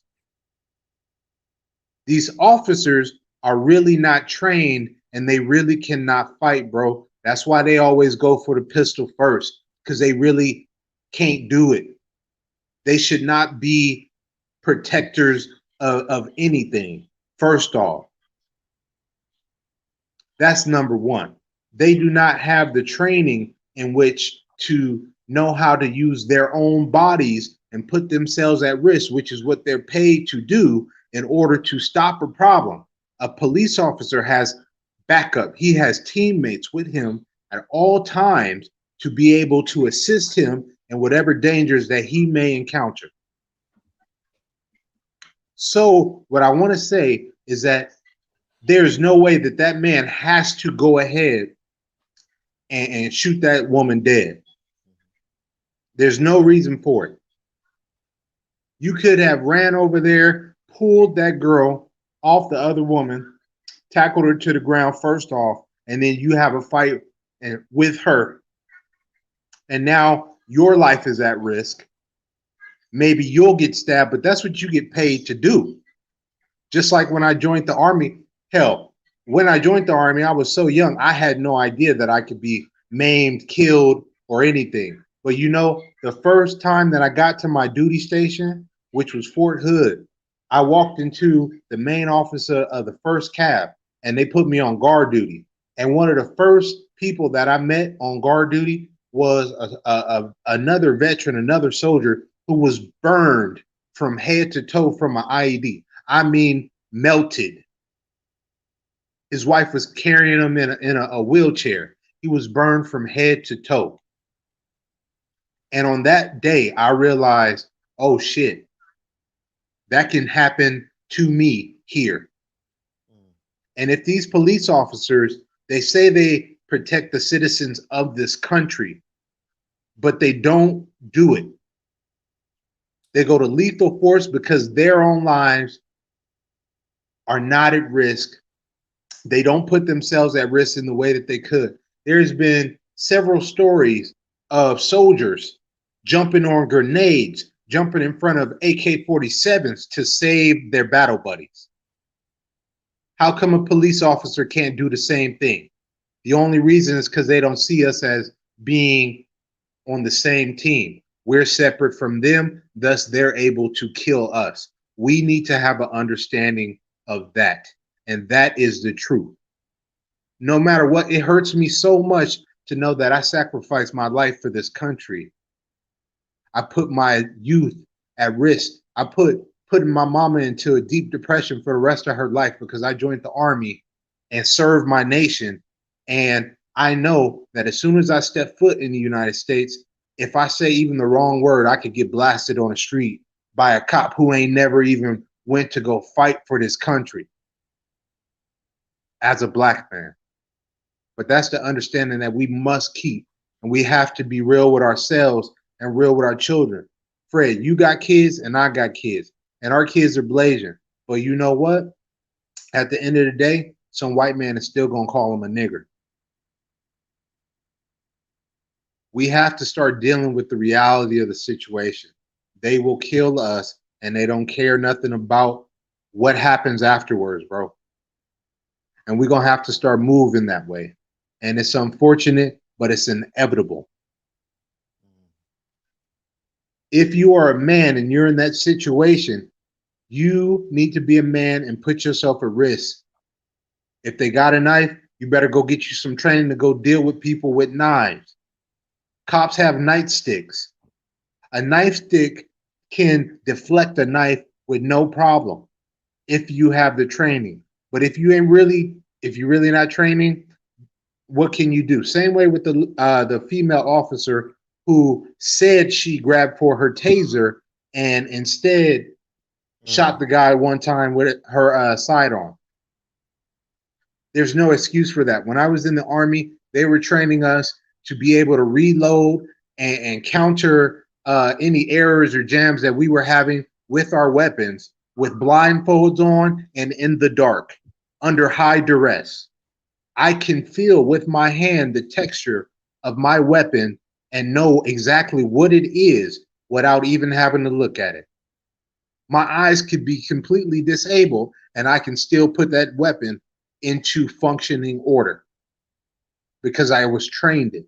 So what that tells me is that they're not trained, they don't care, and they are not here to protect us. And we must police and protect ourselves. That's all I want to say. Salute to you, brothers. And Fred, thank you so much for having this platform, brother, because it is a must. Because too much stuff is going on, and I worry for our future and the future of our children in this nation. Appreciate you, Aon. Facts, brother. All the time, dog. Appreciate you. Mike, well, I got you, Jones Jr. Mike Weary the Great. Black, I like this. I like this. Conflict resolution skills. Black people need better conflict resolution skills. We don't need to call the police for everything. The situation could have been handled without police. Yeah. I wonder, was she in the house when she called the police, or was she coming out of the car or something like that? You know, you never know because we got cell phones now. But yeah, but that conflict resolution is a great character. I mean, is a great skill to have. I'm getting better with that now. With kids, you definitely learn how to deal with that. But I love that conflict resolution is critical, right? Critical, right? It's a critical skill to have. What's up, Jones? You ready? What's up, Jones? Hey, salute to you, Fred. Salute to the first chat. First time? First time. Welcome to the show. Appreciate you. What's up? Thank you. Thank you for having me on. Thank you. I like what everyone is saying. My only plight and issue is that I believe, especially with the brother, I think his name is Bryant. I think he's creating more conflict than solution. In my honest opinion, to resolve Brandon Washington. Brandon. Okay. I believe he's creating more conflict than a solution. With there being a black man present, all blame should go to him. That's a man. His daughter was there. And as a father first, the police should never be putting on that platform ever in your life. They should never be to a plateau where they are protecting your kids, where you see them as a god in a sense. Like your life is in their hands. Me as a father, if that was my child in that situation, and that's it, well, it's a bully in a sense. My job as a father is to resolve the situation. I go out there and I solve that situation. My daughter should never grab a knife when I'm there as a man. You understand what I'm saying? And that's just my psyche. You understand what I'm saying? Like, for me as a father looking and I'm seeing another father there and his daughter runs out with a knife, what are you here for? What job as a father are you serving that your daughter just risked her life and you still alive? You get what I'm saying? That's the issue. In my opinion, that's not a black man. That's not a man. You understand? That's not what a black man stands for. That's not how a black man presents himself. So my issue would never be against the police, because that wasn't on him. The man was there, and he allowed another man to come in his home, in this area with his child, and think for his child or everyone else in the situation and solve it. And I just think as black people, and especially with the men, because we're the front runners, we are the back and bone. I think over the years it's been misconstrued that the big mama and all this, but the grandpop never gets the credit that he deserves. You get what I'm saying? But the man never gets this praise that he's yes. Hold on. Never gets the just due. You understand what I'm saying? My grandfather, my great grandfather, you know, he helped pioneer for my great grandmother, you know. And in that situation, just to see a father out there acting like a woman and calling it what it is, you know, fighting on women when his daughter's there, instead of showing her how he is a man and what man if she was alive today, what kind of a man she should want to be around in her life. You understand what I'm saying? It really rubbed me the wrong way. I couldn't expect another man within the police officer coming into a situation like that he's been called saying that it was a fight.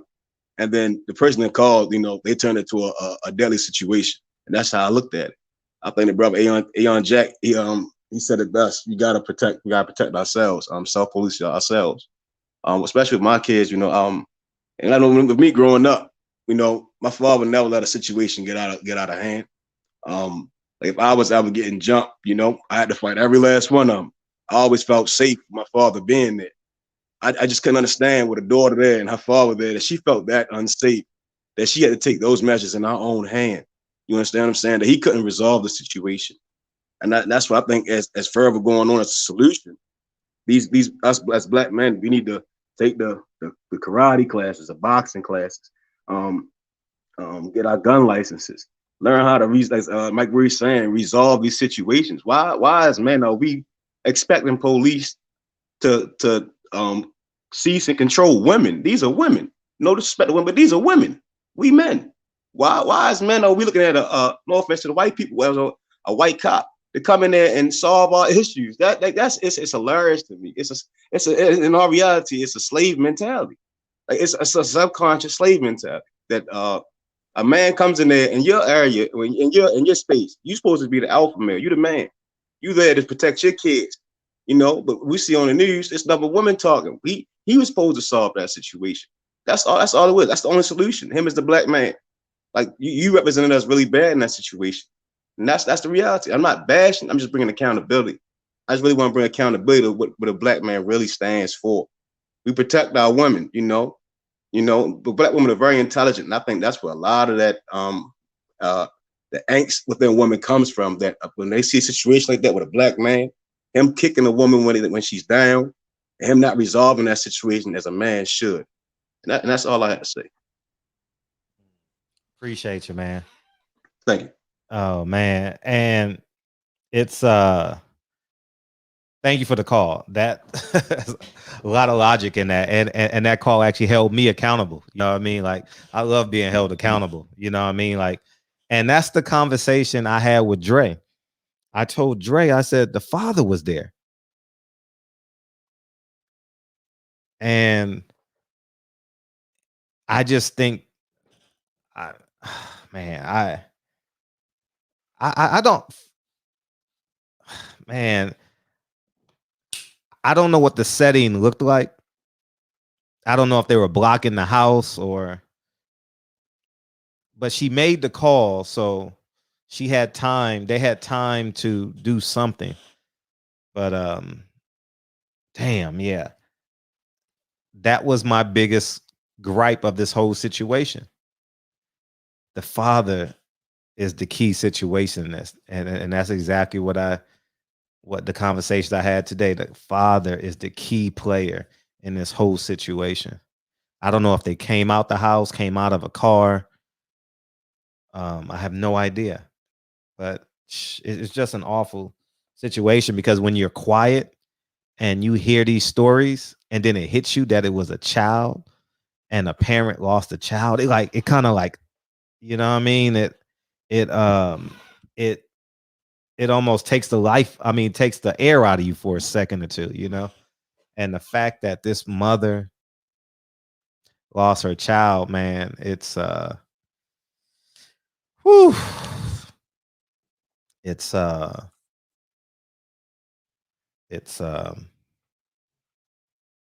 yeah, it's tough.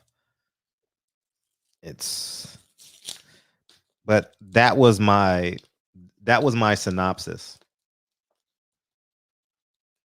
the father should have took control of the situation best he can. That's just what I feel. What's up, Shelton? Hey, brother, how you doing, Fred?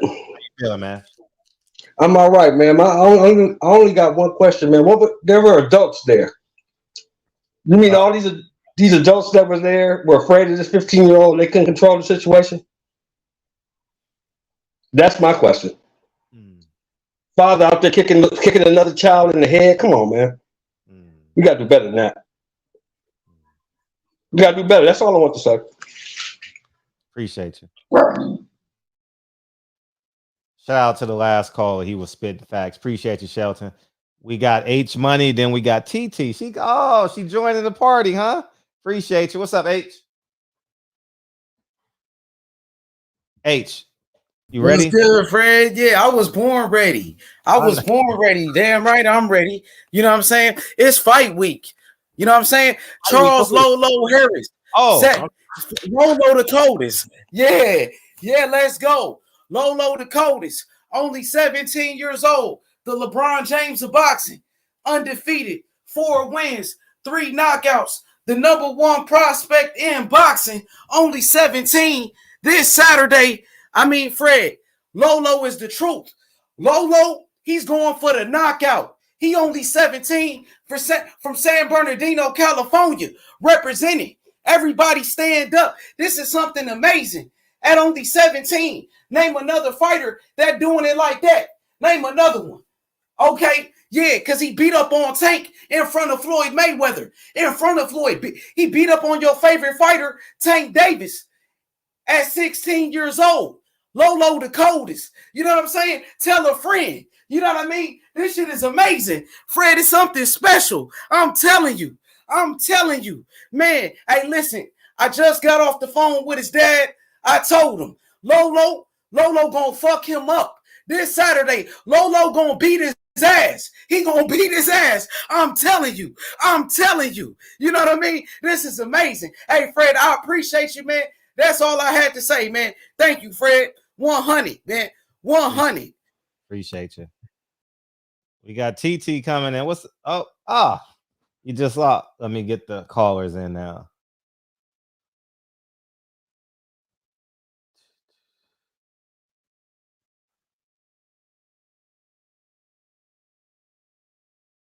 The phone lines are back open, and we'll rock out from there.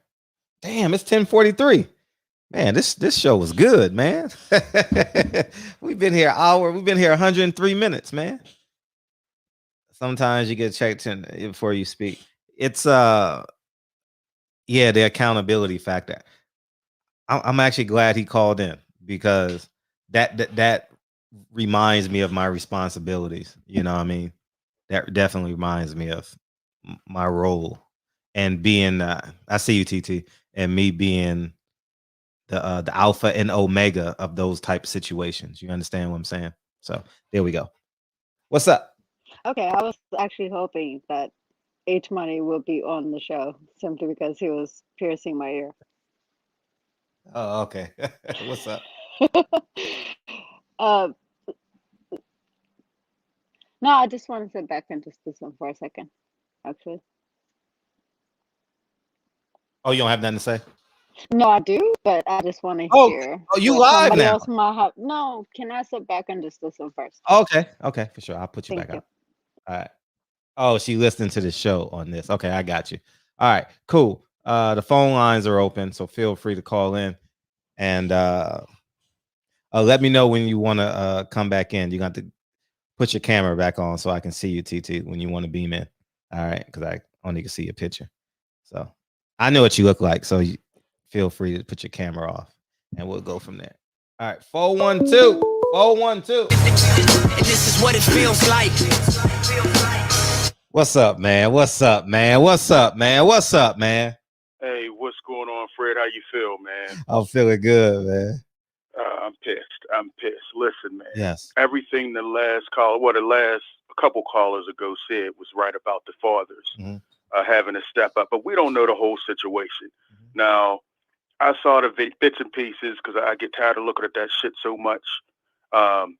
So I don't know if he kicked the kid's head. I don't know what was going on. But yes, we do need to take advantage. But we don't know the whole deal yet, everything that was involved. At least I don't.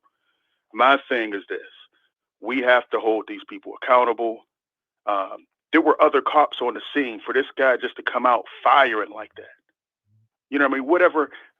What gets me, see, I work in the field. Well, I used to work in the field, social services, mentally disabled. And I would see when cops would come, you know, we had the same type of situation. Sometimes we'll have to 302 somebody because they're out of control. So we have to call the police. And you have to give a description of who it would be. I would tell, you know, when they would come, it was dealing with the whites. They wouldn't have this anger immediately turned on. But when I would report it was somebody black, they would immediately come with this anger. And I have to tell them from the door, hey, listen, we don't need all that. 302 has already been, you know, assigned. All you have to do is take them. There'll be no issue. You know what I mean? But just the anger that they come up with. You know, and I kind of think, you know, a couple years ago, I heard people talk about this. The FBI put out a report of how white supremacists have taken over law enforcement and the armed forces in general. So listen, we have to teach our kids that this is a war. You know, the last thing we should do is call the police on each other. You know what I mean? When the Karens do it, the Kens do it, it's a fucking problem, and it's a problem when we do it. That should be the last resort. The men have to step up and take control of these communities. I mean, we got to do a better job because once we get the police involved, they're fucking trigger happy. You know, they're coming after U.S. Army men in uniform with that same aggressiveness. So listen, we have to teach our kids how to deal. And somebody said, I think it was Mike Weary the Great, we got to teach our kids how to deal, you know, with their anger issues, conflict resolution without grabbing a knife, without calling the motherfucking cops. You know what I mean? We have to step up and take control of these communities, man. It's just sick what's going on. You know, yes, the fathers have to be there, but none of us know the whole story. We saw a little bit of the tape. We're hearing little things here and there. But at the end of the day, there's no way that little baby should have been shot 4 times. It's a knife. You could have used a taser. You could have hit her with a nightstick, anything. Other officers were on the scene. I could see if all of them had their weapons drawn, but you got one trigger-happy, little scared white racist, a race soldier that's going to come and shoot a little baby 4 times in the back.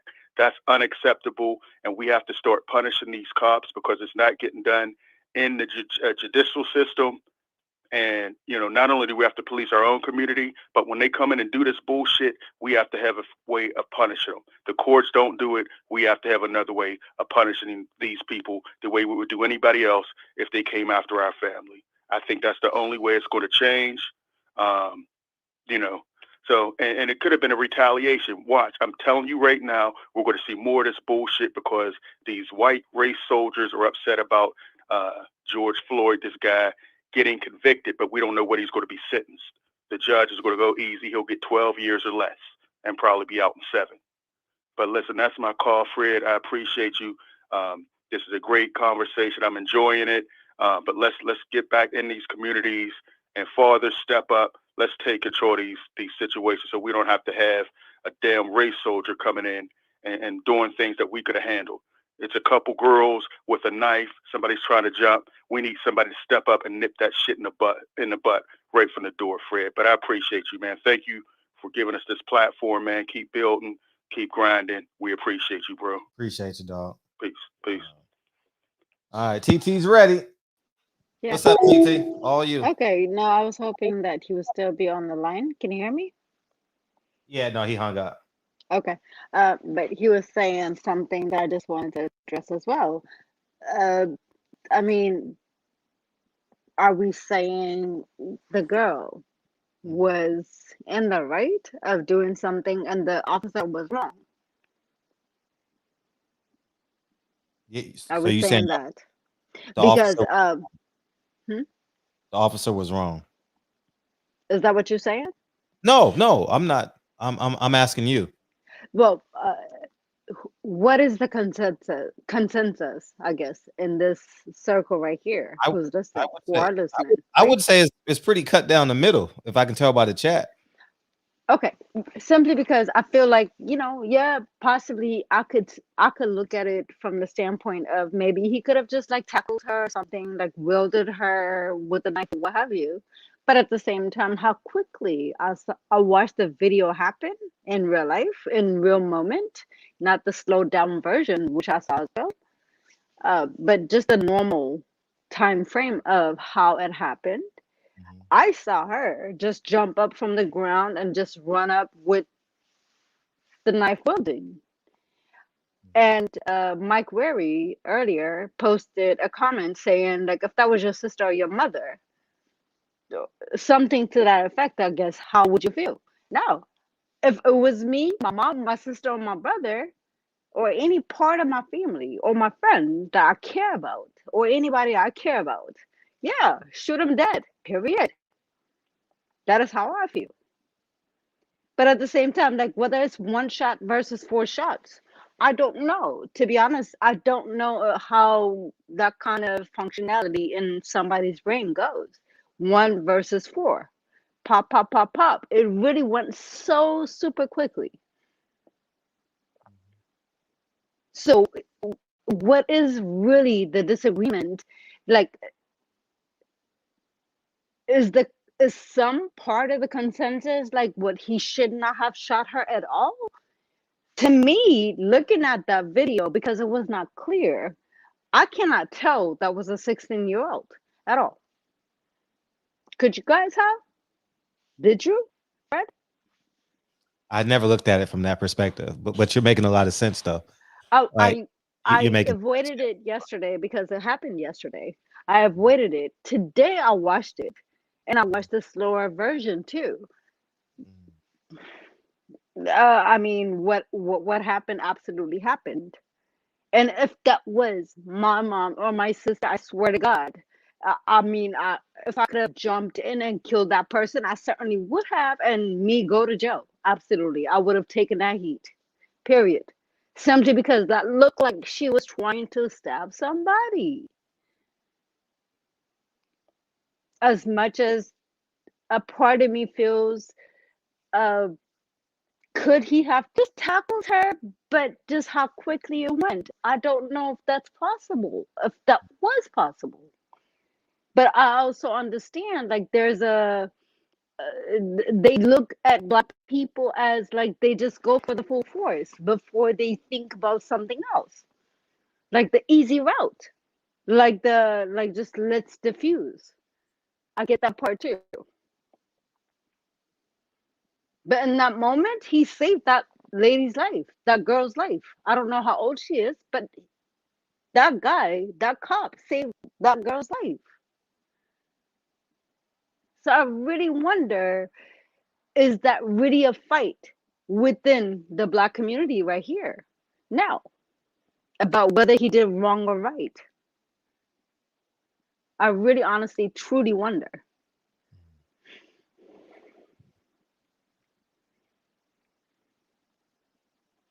Now, can I sit back and just listen? You could have Yeah, other callers. Oh, I appreciate you. Just don't hang up on me. Just put me aside. Just leave me Okay. here. Okay. Thank Okay. you. So you can hear I'll it. just Okay. mute myself. Okay. Perfect. Thank you. Yeah. So 4 shots though. Take less shots hunting animals. Yeah.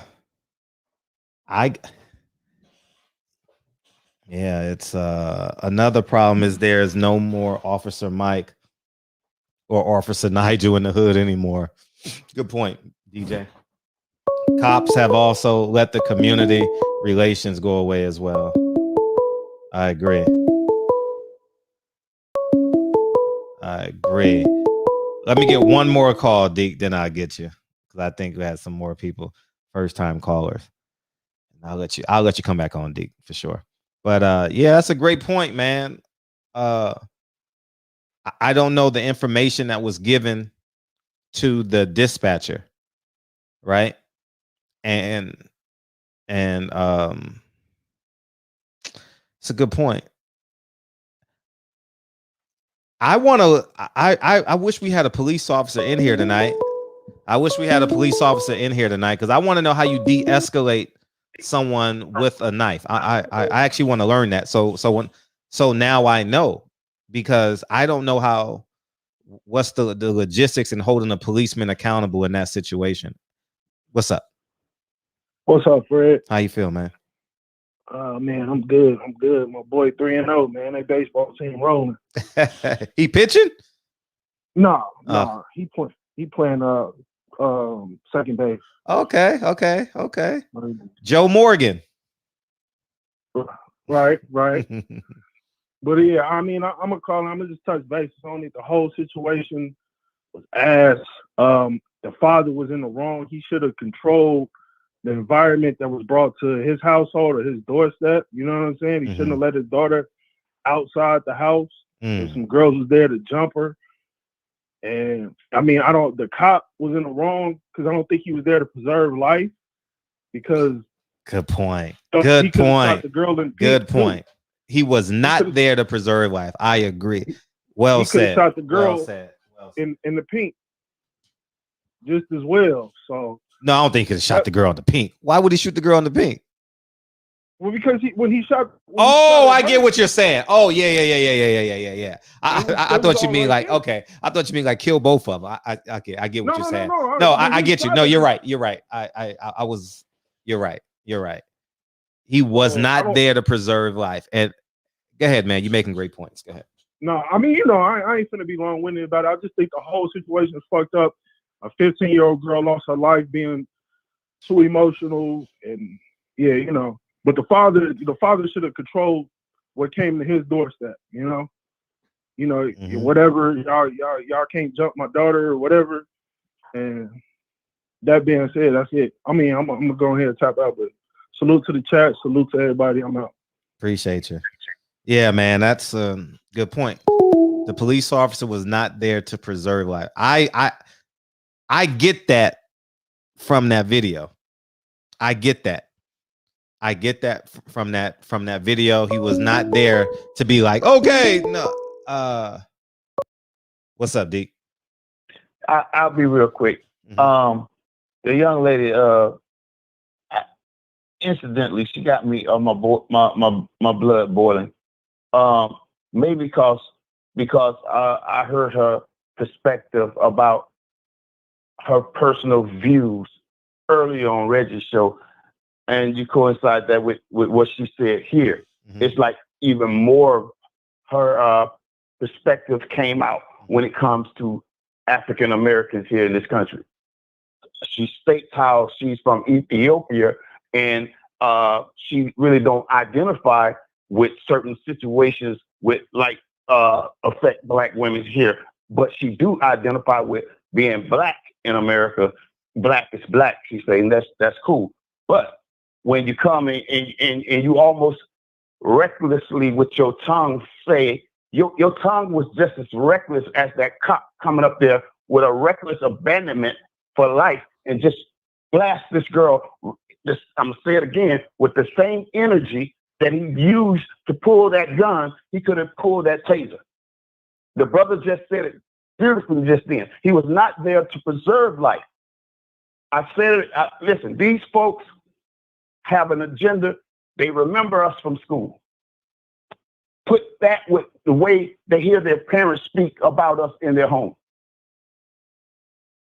You see what I'm saying? So once they get past that 12th grade, they become police. And they also have these police programs in the high school that recruit them from the school. All right, let her respond to you. She's still here. All right, because that got me boiling right there. Like, go ahead. Okay, let her respond to you, man. I'll say go ahead. Okay. Can you hear me? Yeah, go ahead. Can you guys hear me? Very well. Okay. Hi. Who am I speaking with? Who is this talking? Deacon? Oh, this is Deacon. Okay. Yeah, I was on Reggie's show earlier. So, what part of what I said today? Well, just now, right here on this platform, it boiled your blood. Exactly. I just want to understand simply because I'm not trying to step toes on here, like over here or anywhere really. Can you help me understand, please? I'm just saying. Listen, I have nothing personal against you at all. That's absolutely fine. It's just a matter of just understanding. So I just wanted to understand, what did I say that kind of crossed a certain line for you, right? What is it? If you give me a chance, if you quit cutting me off, I can tell you. All right, go ahead. No disrespect. No problem. Mm-hmm. The tone that you use reminded me of having a white man in front of me killing a black young baby, a black young girl with reckless abandonment. The way you spoke, like you didn't give two fucks about her life. Fuck that. He should have killed her. You see what I'm saying? When I believe that he had, these folks trained for these situations. And the other brother spoke about it, right? When he said, man, I got to calm down. When he said, when they come up there, they're not coming to preserve their life. They're coming. Right. The other brother said, when they come, he said he was some kind of when he was dealing with mental health cases and all that. When he called for white people, the energy is different, right? They're more calm, they're more caring. I'm adding to what he was saying. Then he's like, when he called for black people, they come with this venom. They already amped up because they coming to deal with the big black problem, the skin problem. I'm gonna deal with this nigga. He's amping himself up before he even get to the scene.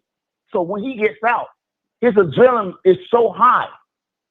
They react to us in a hellacious way with reckless abandonment. And the brother said, just spoke to Fred, he could have killed both of them the way he was shooting. It was reckless. Because he meant to come to kill. I said all the time, the Bible speaks to these devils. They come to steal, seek, to kill, and destroy. Well, Mr. Deacon. They're not coming to solve problems with us. They're not. And I feel so, let me tell you something. I feel it hurt me every time I think about it. I messed around and called the police on my son one day. When I tell you, 8 cops pulled up, jumped out the car, putting on their gloves. One had the nerve to ask me for a screwdriver to fix his taser. I say, I didn't call y'all for all that, bro. I just wanted him escorted away from it. They came to do business. And I didn't even call y'all to come do it. Man, I felt so bad because I'm thinking I could have got my son killed, man.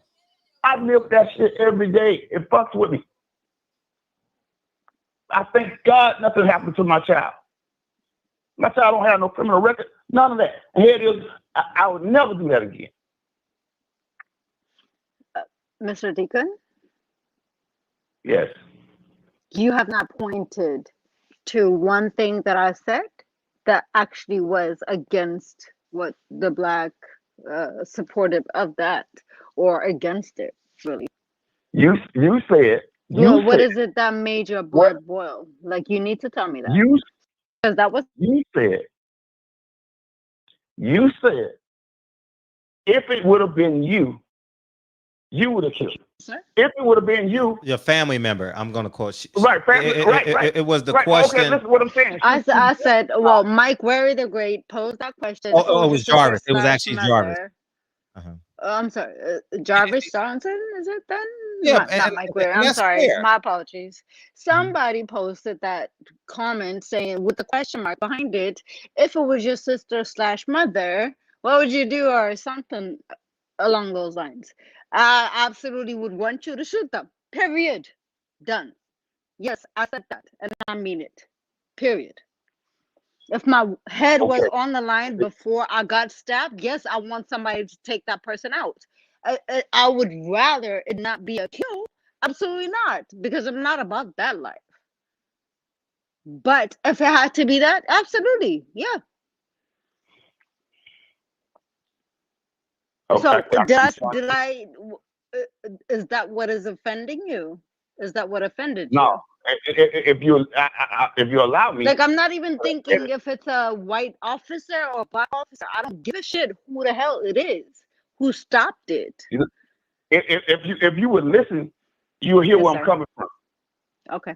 Because most of us deal with this anyway. When we have foreigners coming to this country.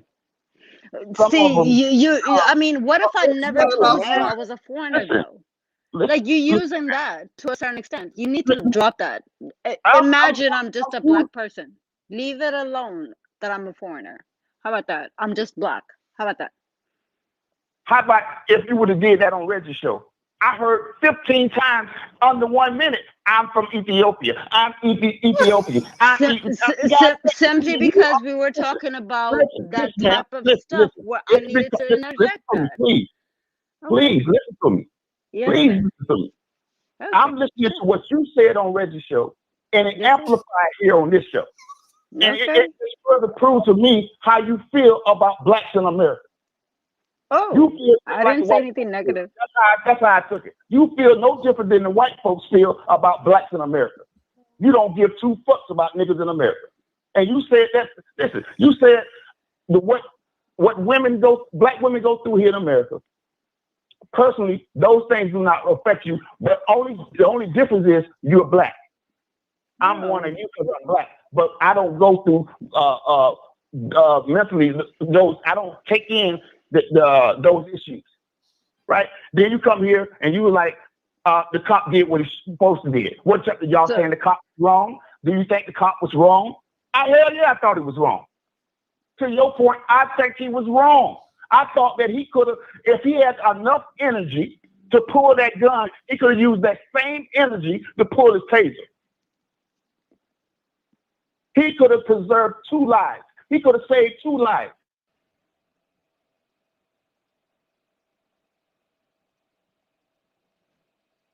I'm not on the side of the cop. I'm on the side of like saving somebody's life. I wish both of them were saved. That's not what you said. Here, let her respond. I mean, okay, all right. No, he mad at me. That's fine. Apparently, I'm not black enough. Oh no! I'm not mad at you. I got a lot of points. This is how I talk. Go ahead. Oh yeah, that's how you talk. That's fine. No, like that's how you feel. That's fine. I already said what I said. If it came down to that, absolutely, I would just go with preserve this. Especially because if I was to be in that position of being stabbed or about to be stabbed, somebody stop this person. But I would have preferred it had not been somebody getting killed to stop that situation. Or maybe it was me moving them out the way or somebody moving them out the way. Or taking that knife out their hands or something. Well, that's not what happened. In those situations, I'm not a cop. I'm not on the side of cops, but I'm not against the cops either. Period. So I resent for you to use the fact that I had a conversation on the last podcast with Reggie, was simply because I brought up just I'm Ethiopian and just to make points. I need you to drop that. So please do not reference that ever again. Please do not. Mr. Deacon. 305 Deacon.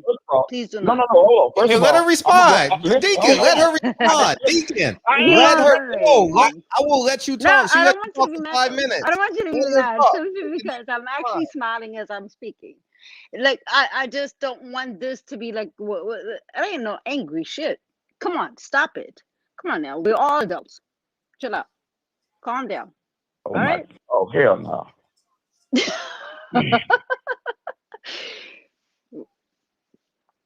I said what I said. I don't want you to use the reference of me being from where I'm at, where I came from. That is not something to use over here because this is not where I actually said that right now, today. Okay, just leave that alone. I'm just stating my point. And I said what I said, and I stand by it. That's all I got to say about that. Would you like to respond?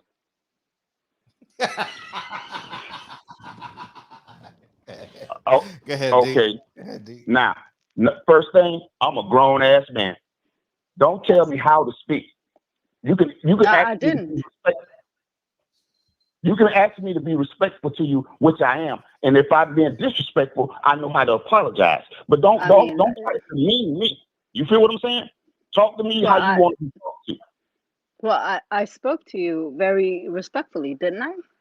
So far? No, you don't. You tell me trying to talk to me like I'm a child. Don't do that, because the only thing I do. You're taking it that way. That is not how I spoke to you, man. sir. I thought you was I'm gonna let calling me. you sir. Come on now. I thought you were gonna let me speak. Right. Because when you Yes, told sir. y'all told me to chill, I did that. Mm-hmm. Now, what I said, when we had a previous conversation, right? I didn't disrespect you. I didn't get outraged with you. We had a decent conversation, right? No, you're getting irate now. I don't want you to get irate. I want you to calm down. Let me know when I can speak without being interrupted. No, go for it, please. You need to show some type of decorum and restraint, please. Oh my God, I have all of it. Please, go for it. Please, Go for it. Sorry, go for it. Please. I swear, like please, or somebody else call in, patch in. No, seriously, I'm giving you the floor. I'm not gonna say a word. Now, I just responded to what you said. Okay, we had a decent conversation on Reggie's show. We was disagreeing, and then we agreed, and then we got to a place where we all was able to have a decent conversation and end the show very well. Okay, we come over here, and then you said something, and it reminded me of what you kept saying over there. And I think somebody was actually you said something to you about constantly bringing up the fact that you was Ethiopian, and the brother say, "Listen, sister, you're not Ethiopian." You know what I mean? Whatever. You come over here, and you said that you challenged. I don't know if you were challenging Fred or someone in the chat. Do you think the cop was wrong? I think the cop did what he's supposed to do. I mean, I didn't. That didn't bother me, but you kept digging in, and the more you digged in, the more I thought about your mindset, right? How you really feel. Well, how I thought from listening to you, the things that I heard you say from one show to the next, you really don't give two fucks about black people like that. You know what I'm saying? It's a separation for you, really, really. And even you aside, I didn't experience this with people from certain places like that, right? Where the attitude is like that, right? And not to demean you, there was an African brother. He said Barack Obama would have never got voted in as president if he was an African American. And he's picking at this guy in the store, just joking. Come on, yeah, they'll never pick one of y'all. Yeah, I mean, I really, and I say to that, he wouldn't have been in office had not have been for the black people in America voting him in. How did you get that perspective? And what I'm trying to say to you is, we cannot be devalued. We cannot be looked down on. You listen. And for black people here in America, we try to accept everybody. We're some of the people. You're lying, right there. Listen, we're some of the best people in the world. For people who have been fucked over for 400 and some years, we are some of the best people in the world. As a matter of fact, sometimes we're too forgiving. We're too forgiving to a fault. You see what I'm saying? Sometimes I think we should bite down a little harder, but we just are forgiving people. Yes, sir. Sure. And again, let me know. I don't have no beef with you. It's just what you said. It just triggered some things that I feel. What I see, and I see too much people who come to this country and put that on the top of we dealing with white folks killing us every day for whatever reason, right? I'm frustrated at the system that oppressed my people. So if anybody barking at that, it could anger me a little bit. I don't have nothing personal against you. I don't even know you. So I don't have nothing personal towards you. But when I express my love for black people every time I get on this platform, and every time I'm in this. Listen, you don't have to be on the platform. I express my love for people generally daily in my life. I have to say okay, and simply because this is not the platform for this, because I feel like this is a deeper conversation. I feel like you have some conversation you might need to have with Africans, aka me, maybe. I can start with you. That's not a problem. But that needs to be taken off the table. But this is not the platform for Hey, it. Fred, listen, man, I'm For gonna this holler. conversation, ain't it? Listen, this woman coming on your platform talk about what the conversation should not be. You probably need to get to a podcast, and if I come on there, you tell me what type of conversation we should Okay. not be. No, I was just suggesting that, Mr. Caesar. I'm sorry. It's your arrogance, ma'am. No, I'm not being arrogant Your whatsoever. I'm arrogance, trying to your be fault, respectful, and your sir. dismissal and demeaning of black people. You need to check yourself. When it comes I to want black Fred people, to answer the question. Am I if dismissive of black folk? anybody with common sense is listening to you, you can hear the dismissiveness. Jesus Christ, this is a different topic You're trying to altogether. demean black people, and you're trying to divorce yourself. I can only imagine the conversation that you have around white folks or other folks that's non-African American. I can only be a fly on the wall. If you were talking this much and then this much dismissive and disrespectful, right here, No, I can I'm imagine not about being down the wall oh with my you in God. a conference room with white folks. Jesus, how about you give Fred your number? He could give it to me. I could speak to No, you yeah, after he got Fred's my number here. this Fred podcast right won't get here. my number. I could have a Nobody conversation with get you my one on number. one. This Not needs to to get not be aired. No, Sir. I don't want your phone number. Okay, but why are you airing this shit then? Now you're starting to No, annoy me. we're You not need gonna to get do that. off. All right, well, I'm done then. Thank you. Yeah, and Fred, I appreciate you, brother, but you know I come with love and passion for my people. When it comes to us, I got nothing but love for us. And anybody, we go through too much with white folks to have other folks coming and shitting on us. You feel what I'm saying? It's a sad affair, brother. It's a sad affair. And she's talking a dismissive way. She don't even know me. And no, don't get that woman my phone number ever. I appreciate you. Peace. Yes, sir.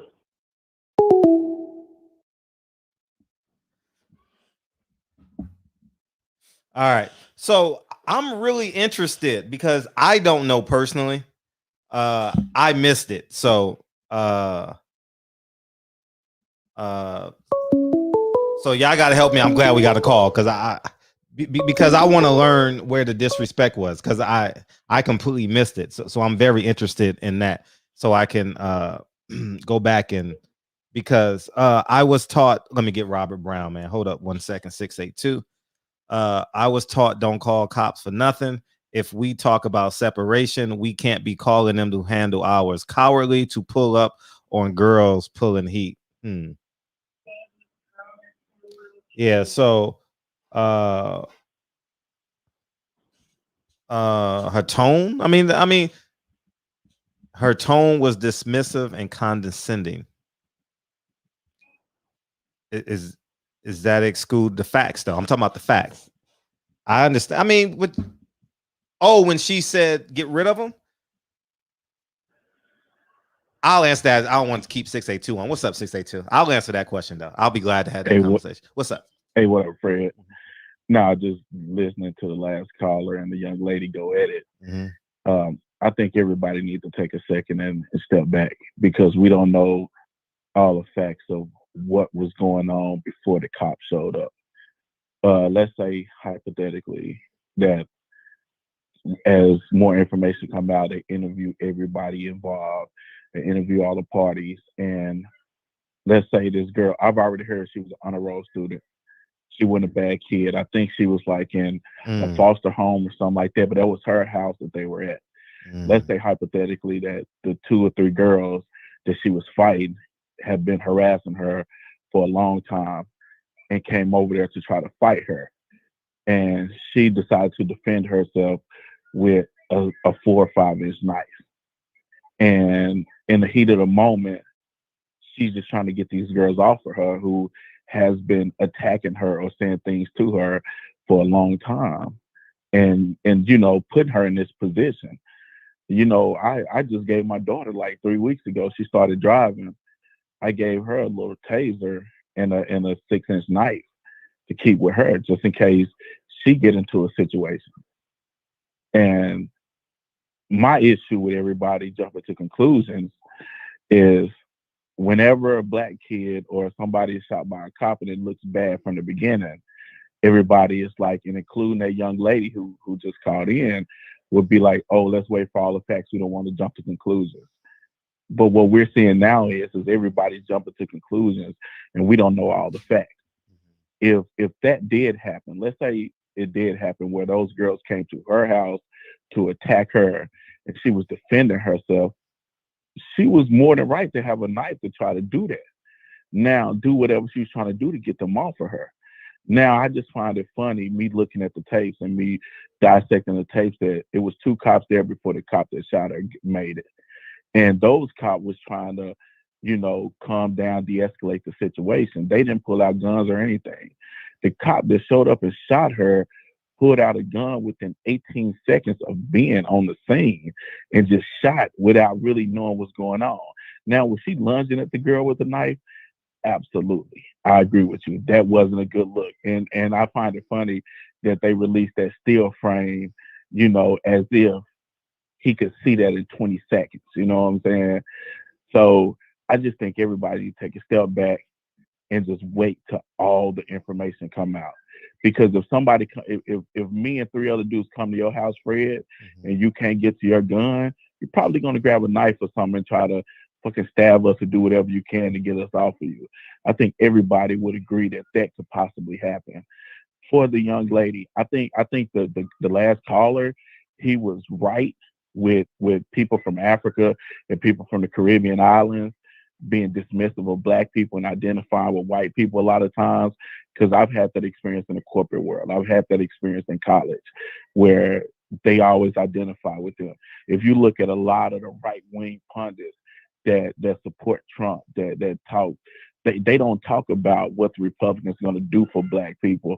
They always talk about how black Americans are lazy and black Americans can't do this and black Americans kill each other, as if whites and Asians and Mexicans don't kill each other at an 80+% rate. It's just who you're around.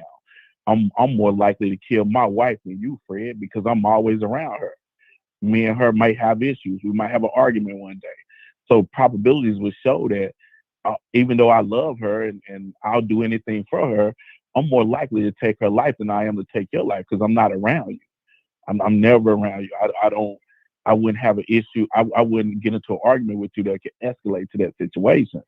So we just got to look at people like her and her coming on this show being condescending and saying, well, and trying to backtrack and say, I don't agree with the cops, but I do agree with the cops, or whatever the hell she said, and being dismissive of this black man that's, he's passionate, emotional because he's an older male. He's seen things that she never seen. She's from Ethiopia, whatever the hell she's from. And maybe she did spend a little time in America, but she sounds like a young lady. And if he's 60+ years old, he's seen things that she hadn't seen. He's experienced things in his life that she has never experienced. So when he sees things like this, it's no different from having PTSD. He's going to be a little more passionate. He's going to be a little more angry. So don't take his anger and passion as if he's beneath you. He's not. He just had a different experience. And that's why I don't really mess with people like that. I don't deal with them. I don't talk to them. I have no room for them in my life, and I'm very successful without them being in my life, because they look at African Americans in a certain way. And if you do your research and you talk to them, a lot of them identify with the white community because they want to separate themselves from the African American community. I remember going to school with this girl from Zambia, and she spent time in the UK doing some work, and her father was over there doing something. And she was telling me how, her father, uncles, and people from her country would tell her, like, don't deal with African Americans, don't deal with cotton pickers, as they call us. Like, they're dumb, they're lazy, get you a white man. And true enough, her 2 older sisters, who was already here in Kansas City, had married white men, and her brother had married a white lady. So we just have to watch people like that. I'm not saying this girl is like that. I don't know much about her, but for her to be dismissive of that black man who's been here in America who's had who's had experiences that she can never imagine, she should be more respectful. That's my comment. Thanks for letting me cook, dude. Appreciate you. Yeah.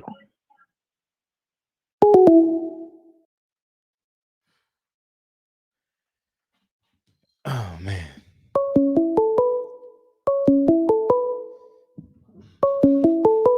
Call him back. Hey, what's up? Hello? Hey. Hey, what's up? Okay. Oh, you calling back in? Future. Okay. PT. Yeah, go ahead. Yeah. Can I speak? And Yeah. I was hoping the gentleman would be there as well. No, no, you're going. You're the only one on now. Go ahead. You gotta turn me down in the background. So he felt like I was dismissive. Go ahead. Now you're good. He felt like I was dismissive. I kind of feel like I need to address that. So Go do you ahead. want to bring them on? No, he's listening. Trust me. Go ahead. You're speaking directly Look, to well, him. I'm not sure exactly what to address because I didn't feel like I came off dismissive. I think. Hello? I think he's making reference to when you said kill him. If that was my mom or auntie, because that's what he said. Yeah, but that has nothing to do with anybody being black or white or any color involved. It's a matter of the situation. And he's literally capping that as like what African people just kind of look at African Americans as like what this is how we look at y'all. Come on.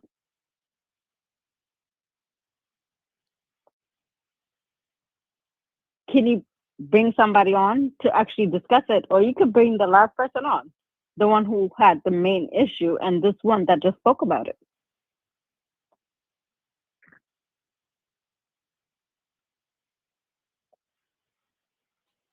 He'll respond to you. I'm sure he will. I'm sure he will. Yeah, I'm sure he will. For sure he will. Man. Let me get the super chat. Yeah, I'm sure he will respond to you. I didn't know we were speaking from an Ethiopian black perspective in the conversation, but he's carrying over the conversation you had on Reggie Owens and your perspectives from there as it pertains. Well, that's the thing. Like, it should not have been carried over for one, because that was a separate conversation. Mm-hmm. I'm not sure even why that was carried over. Mm-hmm. That was a separate conversation entirely. I wasn't there, so I can't comment on that. And I think they said you sounded dismissive, but I would lean on but hear me out. But hear me. How? I'm gonna agree with you if that was my mother or my sister, and you obviously want to preserve your mother or sister's life. I don't even think that's a topic of conversation. Like honestly, because we say it all the time. You touch my daughter, you touch my child. So I would agree, but I would I don't care how the truth is delivered. I think we had this conversation yesterday. I don't care how the truth is delivered. You know what I mean? A homeless man complaining whether you gave him 10 dimes or $1, who's the fool? Like you get what I'm saying? So I think that I don't know what a dismissive tone was outside of that statement. So I got to go back and listen to it. I would, because I get so many tones on this damn show. I feel like it got conflated because like the word of me saying I'm Ethiopian just to make a point on the other one kind of got carried over to here, which absolutely does not apply whatsoever. So I need everybody to chill the hell out. We'll talk about it. Yeah. I mean, if you think I was dismissive, please help me understand, and I will apologize because I was not trying to be dismissive whatsoever. That is all. But if we change the topic, of the show, would you shoot the person that was about to stab your daughter? Every man in this chat would say yes. You understand what I'm saying? So because everyone is thinking in context. So now they're thinking I shouldn't say everyone, many people are thinking in context of what the topic of the show is, but people are not thinking in terms of what they would do in that situation. And the fact is, if that's your mother or if that's your daughter or a woman that you love, you would shoot them. And that's what everyone has said. Stop it with the first. No, I'm saying if that was the only option, if that was the, I don't know how to de-escalate. That's why I want an expert. That's why I want an expert to come in and teach me this so I can learn. Like, I don't know how to de-escalate someone with a knife. I'm not fighting someone with a knife. I'm being honest. I'm not fighting someone with a knife, and I'm just not doing it. I'm just not doing it at all. And your sister knows a great story about me. You know what I mean? Like, I'm coming to kill you. Like, it's not. Part of my conversation was also like, I wish there was a way to trip him or something, like subdue him or subdue her. I'm sorry, her. Like, trip her, subdue her, grab the knife from her before shooting her, tase her, something. But at the end of the day, before somebody I love gets hurt, stop it. Period. Yeah, that is absolutely my MO. And so what does that have to do with me being Ethiopian? That was discussed last time, like last podcast. What does that have shit to do with anything over here in this conversation? It does not. So chill out on that, please. Do not use that. Has nothing to do with it. Has zero weight. Talking about like what African people look at us this way. Get out of here. Come on. That was not even the conversation. Chill out. With all due respect, chill the fuck out. And I'm done. Appreciate you. Because that was disrespectful to actually even hear somebody telling me, like, saying about me. I was trying to be dismissive and then calling out me being Ethiopian and stuff. Come on now. Come on. That has nothing to do with that. I just had a conversation. I put my 2 cents in. That is all. Why is that regarded differently than any other commentary? Why? All right. Appreciate you. Thank you, Fred. Appreciate you. All right, one. I don't know. I don't know how to de-escalate someone with a knife. So I would love to learn.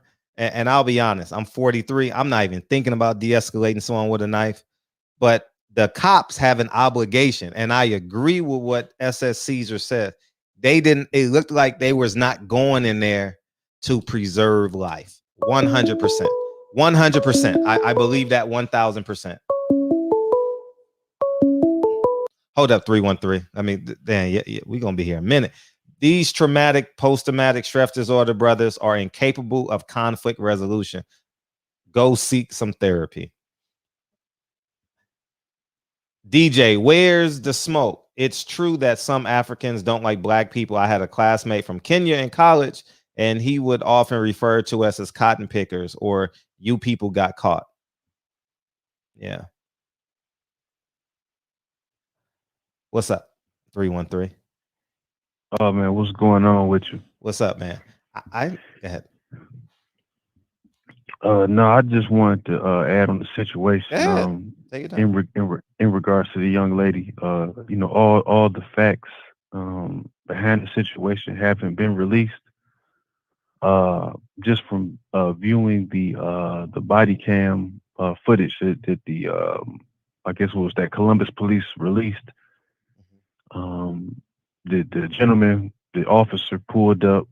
The young lady she attempted to stab the girl on the ground first. That's when he took his gun out. She attempted to stab the girl on the ground first, and then that girl fell, and then she ran at the girl in the pink jumpsuit, and you know she first attempted to stab her low, and when the girl lifted up her foot, she went to stab her high. So I think it's like the situation again. It's like when you you know, when you attempt to cause bodily harm in front of a law officer, I mean, a officer, you know, officer, somebody, a police officer, you putting yourself in a position to be shot.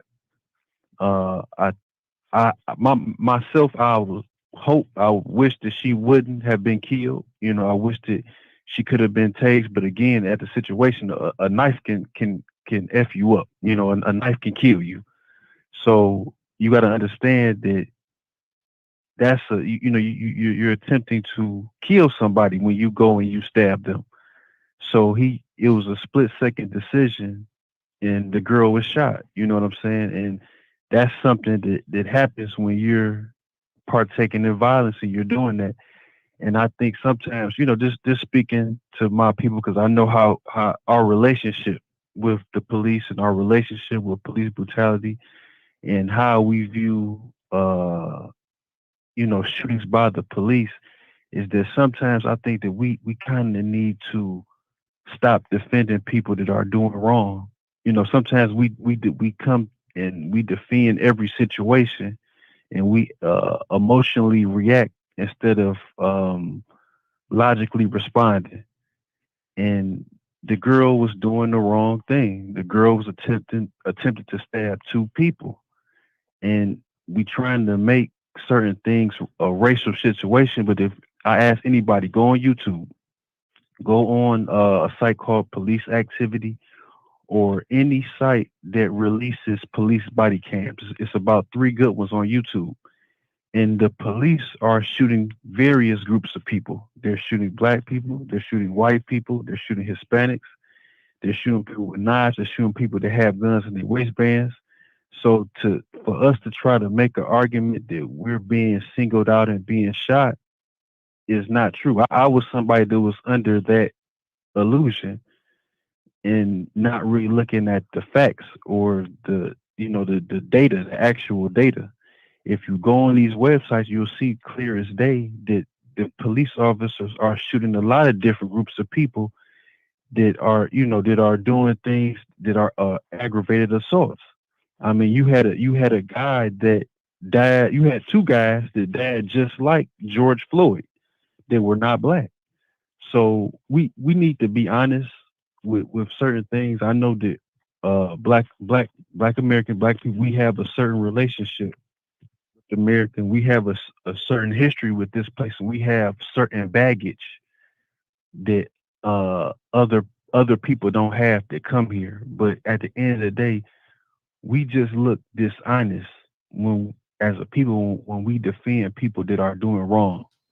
If we was in our own nation and there was a black cop that pulled up on the scene and it was a young girl that was attempting to stab 2 people, again, I didn't want to see that 16-year-old girl shot, but at the end of the day, she was doing the wrong. She was wrong. She was doing the wrong thing.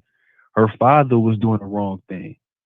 So if you cared about your daughter's life, why didn't you grab your daughter? The police are there. The police are there to straighten up the situation. The police were called and grab your daughter. This over. You know what I'm saying? They weren't jumping her at that point. She was not being jumped at that point. The police are there for a reason. So, let's stop being the people that defends people doing the wrong thing. Let's stop defending people that are out here that are doing something dishonest, that are committing criminal acts. And then when you get dealt with, when you bring that type of energy, then it's like, oh, well, why did you have to shoot this person? Oh, well, why did you do this and the third? But see, the truth of the matter is that you can't get shot when you're at home reading a book.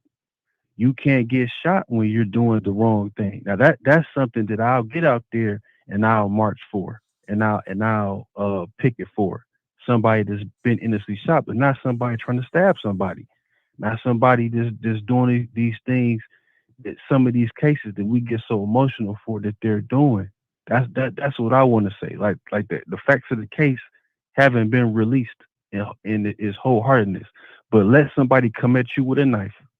Let somebody come at you and try to stab you with a knife, and see that you say, well, look, wait for them to stab me before you shoot them, or wait for the situation to play out. And now I'm in the hospital with a colostomy bag, or have to, learn how to walk again because I've been stabbed with a butcher knife or whatever type of knife that she had. So that's all I want to say. You know, we gotta stop emotionally responding to things, and this is the thing that we don't really understand, us having this type of relationship with this place, is that these other groups of people, like for first and foremost, we need to be ourselves and accept our own. You know, all this stuff about how Africans and Caribbeans and these different people view us, that don't even matter. We need to be ourselves and accept our own and love each other first and foremost. We asking these other groups of people to respect us, and we don't even respect each other or ourselves. You know, and we need to stop with all the BS. Let's love and respect each other, and have a culture of respect and dignity, and then these people will respect us. All that wondering with these other groups, it don't even matter. You know what I'm saying? So that we need to focus on other things, and we need to stop defending wrong. So that's all I really want to say. Appreciate the call.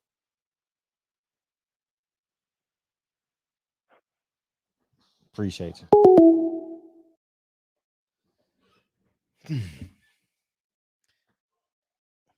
Now about to get me in the middle of that shit. I tell you that damn much. You know, I'm about to give you. No. You're not about to get me in that shit. No, man. No,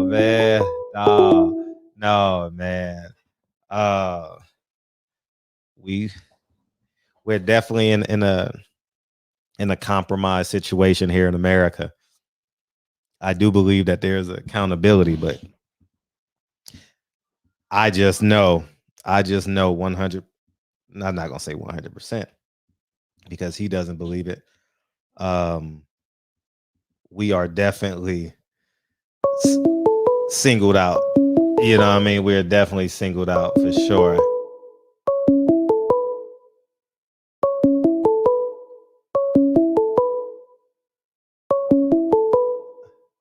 Hey, what's up?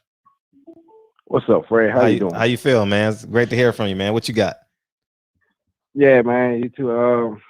Yeah, man.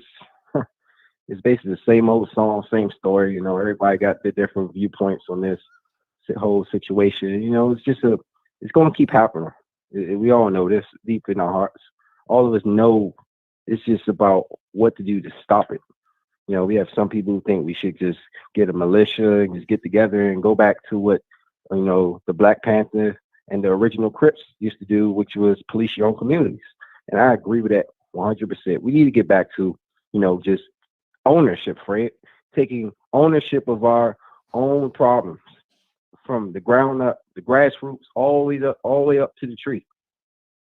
You know, it's not about blaming who did this, why, what. We already know. We already fucking know.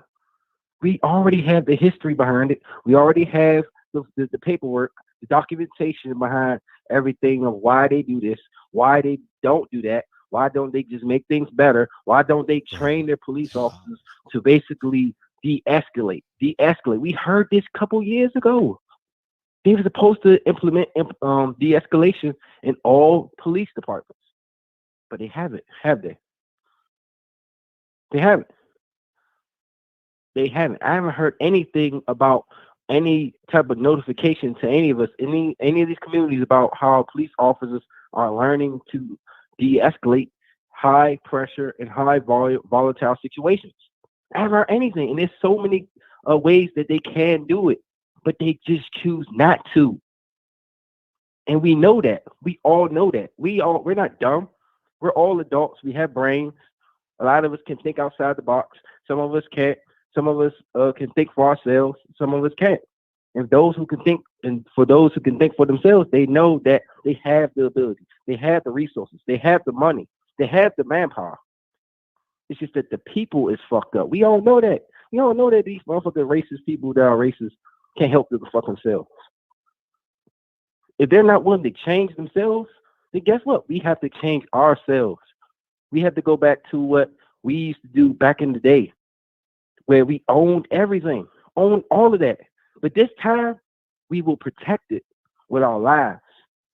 We will protect it because that's what we're supposed to do. We're supposed to do that. That's the only mistake we made. We didn't protect it with our lives. Every man, woman, and children protected it. And I mean protected, I mean self-defense, something that is a natural human right. That is our right to protect ourselves. All this about pointing the finger. No, we need to focus on us. We need to focus on ownership, passing things down, teaching our kids like that. One caller said, teaching my child about the police and what to do and what not to do. But this time we have to implore more to our children about owning. We can have our own everything, our own land, and build from that. Get with like-minded people who want to make a change, a real change, people who want to actually put it in action, connect, network. We could really do this. We just need to set a time, a date, and we just can actually discuss and put this in action. We have a lot of great people out here, a lot of melanated people who want to make a change, who got the influence, who got the power, who got the money, who got the ideas, who got the structure, who got the skills as well. We can do this. It's not about overthrowing. It's not about going on attacking this person and that person. It's about building and going from there. And this time we protect it with our very lives, because that's our right. That's our right. If you own an idea, if that's your idea, you can turn it into something. You just got to find the person that can help you build it. And we have us. We all know that we're tired of being in situations where we're stressed about thinking if we're going to make it home. Is anybody we know that looks like us is going to make it home, going through these situations? We all know the laws is fucked up. We all know the system itself that was created here is messed up. We know it. We are the solution that we've been looking for. Not no officer, not no a new law that they're going to write up in a couple of 15 years, or maybe they would never will, or another politician, or another person that's going to march, or another person that's going to riot and break and destroy another Black-owned business. None of that is a solution. It's about building. And how do you start building? You have to get with like-minded people to come up with the ideas and the infrastructure to implement it, that knows what they're talking about, that knows what to do, that knows the laws in and out, that knows the structure of the entire system, and the people who got the skills to do it, to apply that and work together. That's the only way that we're going to get out of this. All this about militias, this or that, shoot first, ask questions later, it's not going to end well for nobody. How are we going to end well for our futures? That's what we need to look forward to, so they can have something better to look back on and be thankful for all that we did. That's what we're doing it for. But nobody don't want to have that conversation. We keep looking at the wrong situations about how we can get over this. Marching is not going to do it. Killing another white person down the street isn't going to do it. Killing 15 or 30,000 cops probably ain't going to do it, to be honest, because then they just call the National Guard. We all know that. We all know that. We have to build. Go back to what we had before we integrated. That is the key. That was pure fruitfulness. That was utopia for us. And get back to that. Study those people. Study how they do it. How did they do it in that time, especially when it was even more racism? Someone will argue. Even more. It was even harsher. How did they do it? How? How was it possible in that climate? Yet we can't do it today. That is the way to go, to build infrastructure, buy land, create your own everything from the ground up. Get people with ideas. That is how we do it. We just have to set a time, a place, and a location. And we have to know if each person is serious and they're really about it. We have to watch for people who are insiders. We have to watch for people who don't have their best foot forward for us, because there's a lot of them out there. There's people listening right now who's looking for our downfall, who's looking and taking notes to see, all right, what's our next move? We know that. We've seen this story many times. Malcolm X warned us about this. Huey P. Newton. I mean, we have so many different like examples. So many different examples. And I know it. And to be honest, Fred, I just think nothing's going to happen. I'm be honest. I think nothing really is going to happen. I don't think anybody's going to really want to go through this because of the repercussions, possibly. And that's the problem. We're worried about the repercussions. We're worried about all that. That's the problem right there. Too many people are scared. We need more people that isn't. That's all. And that's my that's all I gotta say, Fred. And, Appreciate you. Appreciate what you do with this platform. Thank you, I'm dog. out. Appreciate you, man.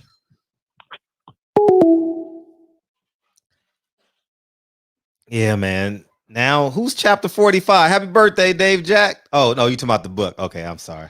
I'm sorry. Yeah, man. Oh man. One more call, then we'll go DB. What's up, man? Hey, Hey, the what's up? caller, not the last caller, but the caller before him, the alt-right caller. Um, just want to clear something up for the callers, for the listeners, real quick, because they deserve accurate data.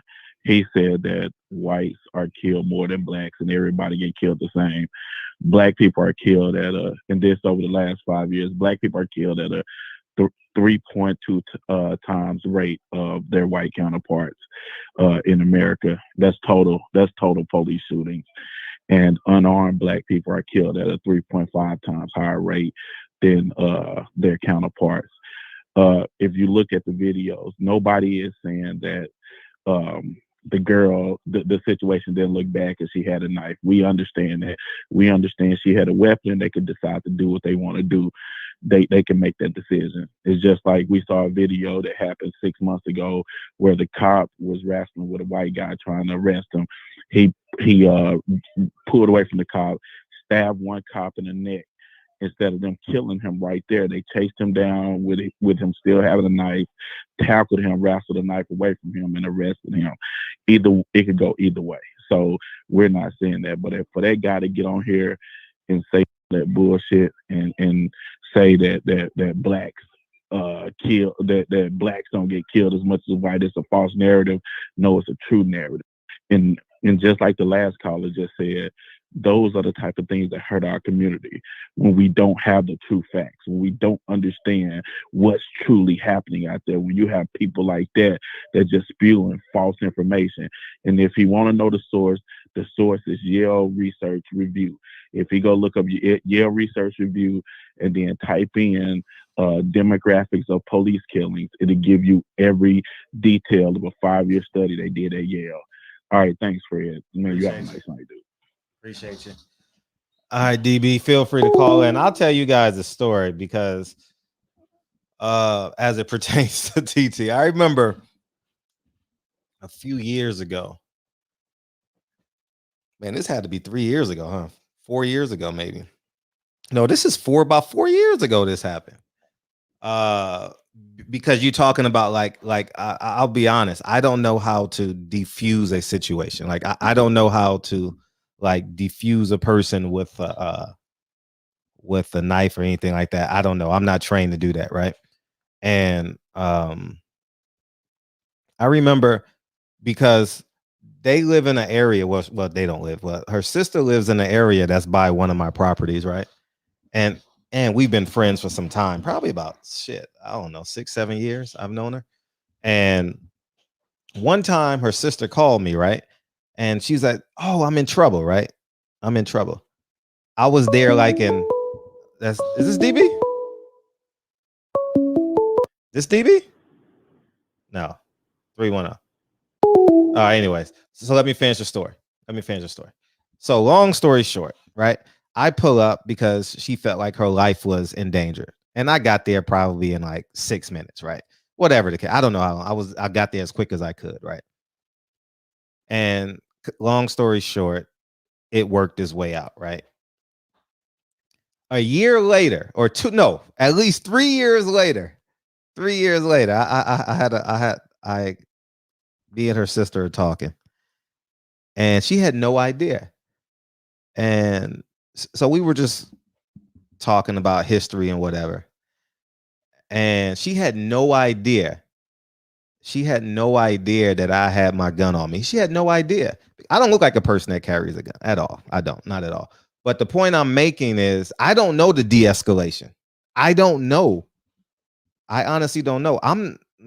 Listen, and I don't know what that man had. I don't know if he had a knife. I don't know if he had a gun. So I don't know that situation. You know what I mean? So that's basically what I'm saying. So, but anyways, man, that's what it is, man. And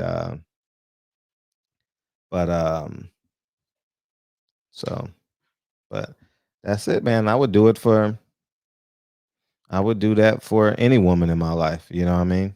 It's that simple. You know what I mean? That's it. It ain't. That's simply it. So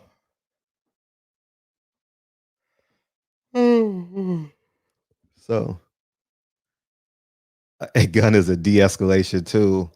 Uh, I would have loved to learn. I'll be honest. I would take a class on how to de-escalate someone with a knife. I ain't never did no shit like that. I'm not gonna sit here and say I'm what is that lethal weapon 7? Nah, that ain't me. That ain't me. You know what I mean? That's definitely not me. You know what I mean? That's definitely not me. So um that's basically it. So I would love to take how you do those like those they got those classes. I don't know what they call, but I've seen them on the internet and shit like that. Shoot the pinky toe. I don't know what you do, but I wouldn't mind learning. You know what I mean? It could be a get in shape mechanism. You know what I mean? I don't know. Honestly, I would have loved for a defense expert to call in or have someone call in. Okay, Steven Seagal. I don't know what to do when a man pull a knife on me. I mean, I know how to react, but I don't know. Like, I have no idea. I'm about to watch some YouTube videos. As soon as this shit ends, I'm about to watch some YouTube videos on how to defend yourself with the person with the knife. I mean, I would run personally. If I'm not strapped, I would run for sure. No doubt in my mind, I would run without a shadow of a doubt. I would run from a fight, be honest with you. I'm not even gonna lie to you.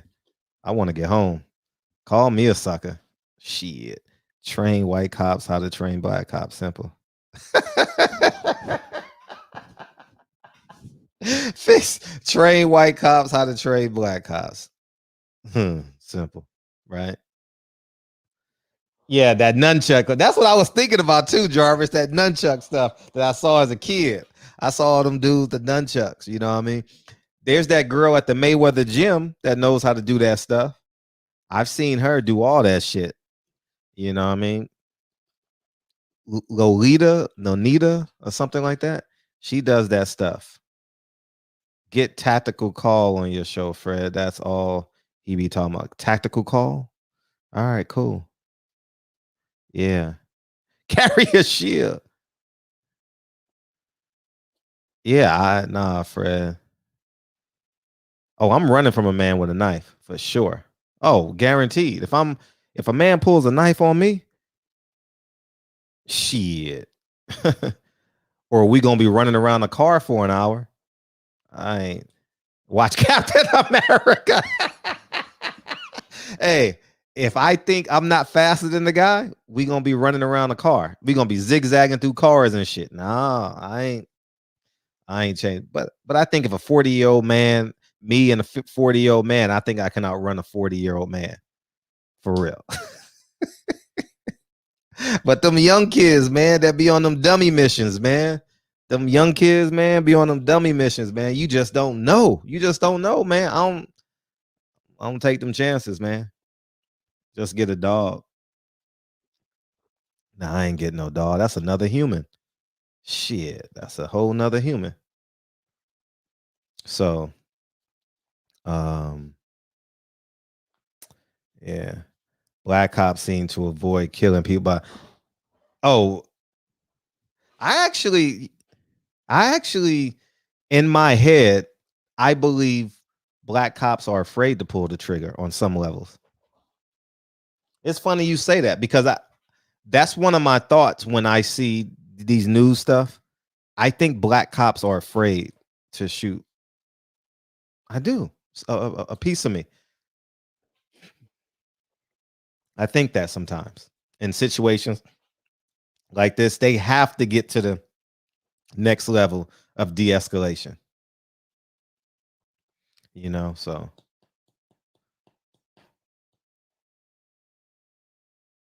yeah, Max is love. He's not. I think all people You know what I mean? Yes. Oh, you got 3 dogs. What you do? You in the middle of the block? Hey, what's up? What up, bro? Hey, what's up? How you feeling today? I'm feeling good. What you got? You got some better energy than yesterday, man. You was wiped out. I mean, I was just drained from the from the day. Yeah, I had no idea how exhausted I was till today.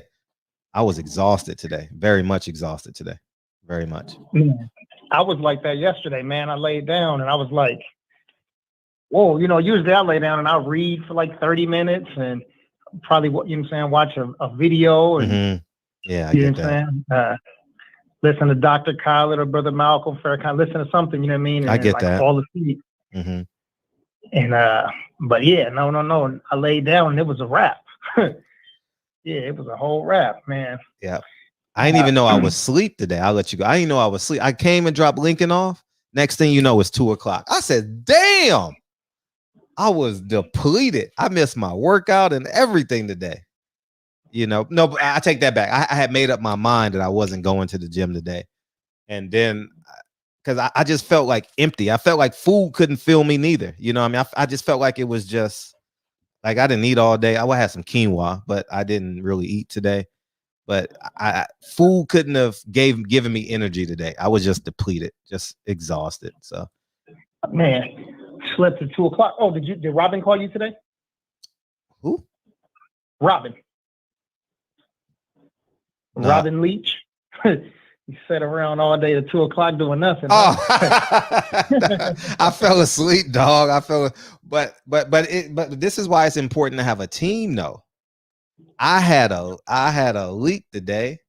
One of my tenants, dog. This is the funniest shit ever, dog. So I'm taking Kennedy and Leak into school this morning, and my tenant calls in scared as hell, scared. Oh my God, you gotta come. The water's everywhere. This motherfucker flushed the toilet and just kept on flushing the toilet, and the shit overflew. Oh my God. But thank God I have a great team. He went over there and fixed it, and so it got fixed. Here's a tip that I just learned this morning. If you own a rental property, teach all your tenants where the water shutoff valve is in the building. It's very important. Everyone, so that way they know how to shut the water off. I had to teach this, and I had to go. I was on the phone with him. I had to tell him where the shutoff valve was. You know what I mean? I was like, no, it's over there. You know what I mean? So make sure everyone in your unit knows. I learned that today. So now from this point forth, I'm going to show everybody where the water shutoff valve is in case of emergency.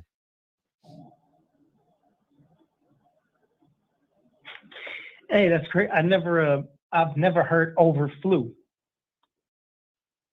So what's the exact term? I'm not sure. I'm just overflow. Overflow is the exact term. Overflow or overflown. Overflown, yeah, overflew. So yeah, overflown or overflown, yeah. That's I'm like overflow. You in an airplane? You in doing something in the sky? Some aerial stuff.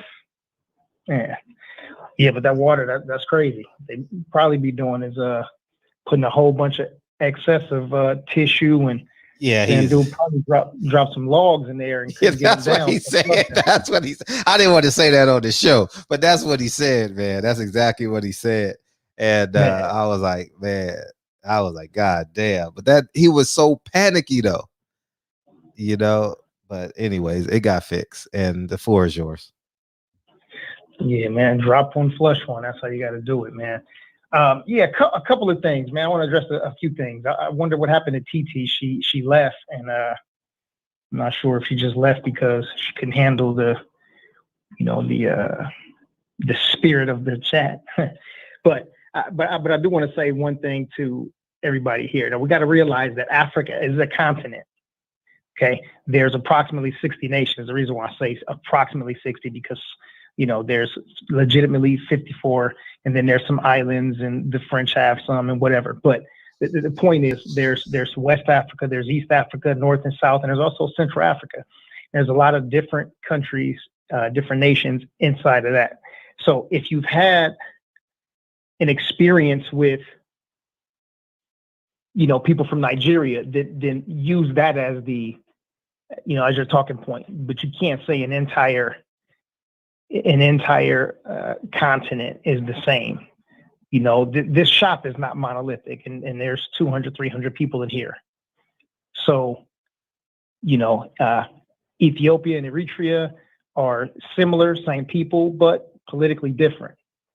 Ghana, Uganda, Morocco, they're all different. So we can't just use that. So imagine this, right? Let me think of some of the cool. Say Clarence Thomas, Angela Stanton, Paris Denard, Jason Whitlock, Sheriff Clark, Candace Owens, Charleston White, Marcellus Wiley. Do they speak for all Black people? Let's say if people on the continent of Africa were listening to those people, would that be a good representation of Negroes and Black folks, melanated folks in the U.S.? Probably not, right? Those people definitely don't speak for us, and we know that those are well-known coons. Shout out to Charleston White. So anyway, I just wanted to, Jesse Lee Peterson, that's right, Mo. Yeah, those people don't speak for us, so we can't take the experiences that we had with one person from one of those 60 nations and make that what the entire continent is about. So when we say Africa, we've got to be a little more selective with our words than that. Anyway, so I want to go to this, what we were talking about with the parents, man. It seems like, the coin gets flipped every 2 or 3 days. I mean, just yesterday, we had people in the chat that were saying that they kill and die for their child. Nobody touched their child. And then 24 hours later, there's a father there who ended up kicking somebody. I'm assuming, I didn't see it, and I don't know that fact, but according to you guys, somebody kicked somebody for messing with his child. So which one is it? Is it what we were saying yesterday, that I'd kill and die for my child and protect them by any means necessary, or what? I remember back in the day, Granny say, pick up anything, a rock, a stick, a brick, do whatever you have to do to protect yourself and defend yourself. I'm assuming the father was there. So what was he doing what he could to protect his child? I mean, I don't know. If he had this situation ended differently and he had put his hands on 2 or 3 of those girls, some people would probably be calling a guy, a coward for putting his hands on people, even though he's trying to protect his daughter. Just some food for thought. But the taser, definitely an option. Shout out to Aeon Jack, LA's finest, for shedding some light on that, and how well a person knows their weapon. Deadly force, 4 shots seems a bit excessive, a lot excessive. There was a situation in Kenosha, Wisconsin. There was a kid, Kyle Rittenhouse, who was armed with an AR-15, killed people. He's alive right now. So I think, let's not be super hypercritical without having all of the details and knowing all the facts. What they call a Monday morning quarterback. I think it's a lot easier to do that now. But when you're in a situation just like the cop was in a so-called panic situation, so is everybody else. I mentioned conflict resolution before, de-escalation skills. I think it probably fell on deaf ears. I've mentioned combat training when you guys were all talking about when the NF, the national, what do you call the Black Gun Group? I forget the acronym. NFAC. Mm-hmm. You're right. I remember that. Yeah. And I was telling people, listen, man, a lot of people will use a gun and use it the wrong way, or have a gun and not use it at all when they really need to. So before we get to trying to de-escalate or trying to resolve some conflict that way, let's start out with the simple stuff first. Let's start out with some pancration, some aikido, some boxing, some Muay Thai, some jiu-jitsu, some judo, some straight up self-defense. And, you know, you hear me talk about martial arts, but martial arts will also help people to increase their self-control and also self-confidence. And I think that's one of the solutions for us to get our girls in. You know, in my gym, Jay Dixon trains, Big Tank trains, DJ trains. I'm pretty sure from what I've seen, and I've been to several gyms, I could name 25 gyms off the top right here, just in the local Southern California area. And I will probably say in each class, there's no more than 3 black girls at a time in a class. We got to get our girls involved. In that situation right there, I was just looking at the lack of self-control, and I was like, wow, this is crazy. I wonder what the girl in pink thinks about this now, and I wonder what the other girls think about this now. I'm pretty sure that after it's all over, there'll be some shocking revelations. You know, once this case is there and we get to hear about it more. Yeah, it's saddening, you know, and we try to shed some light and try to change the tone of the chat just a tad bit. But man, this is, you know, it's bad. Aeon Jack, my brother Brandon Washington, Deacon 305, Triple OG, all have some really solid points. And, you know, I agree with a lot of what those brothers said. I think also too, man, you know, people in the chat are trying to tell Aeon Jack or tell brother Brandon or Deacon, you know, that they disagree. But those guys are the ones that are in this chat, at least on the front line, because guess what? They beamed in or called in. You disagree with it, call and give us a solution. Right. Call in. I mean, it's that simple, right? And yeah, but there is another part of a solution, and anybody that wants to look this up, you can look it up. It's called MGT. M as in Mary, MGT, and GCC. If y'all want these young girls to start learning some self-respect, some self-defense, some hygiene, some life skills, that's definitely a route, that's an avenue that you should travel down. I wish those girls were all still alive. Right. 1000%. Physically, spiritually, mentally, I wish they were all alive and healthy. Right. And it's over now, so we can't bring that life back. You think her father wanted his baby gone? He should have did this. He could have did that. So let me see. Let me try to think of a scenario. Okay, so the girl is in the house with her baby sister, right? Baby sister's 6 years old. Okay. These girls followed her home, or they were surrounding the house. They cracked the back window. They threatening to come in. She's screaming, "Leave me alone." She calls the cops. Right. She walks outside because her mom and dad pull up, and that's where the conflict is at. Dad just knows that there's a whole bunch of rowdy teens outside of the house. Don't know what's going on, but can tell doesn't look like it's in the favor of his daughter. I mean, I don't know, but that's, you know, we can all create these scenarios, the perfect scenarios, and what we would do. Man, it's a screwed up situation for that family, for those families. And I hope that these girls that were on the other side of this, because I'm pretty sure one girl wasn't bullying 20 girls, right? It's probably the other way around. It's my assumption. I hope that they come out with some truth and say, what really happened from beginning to end.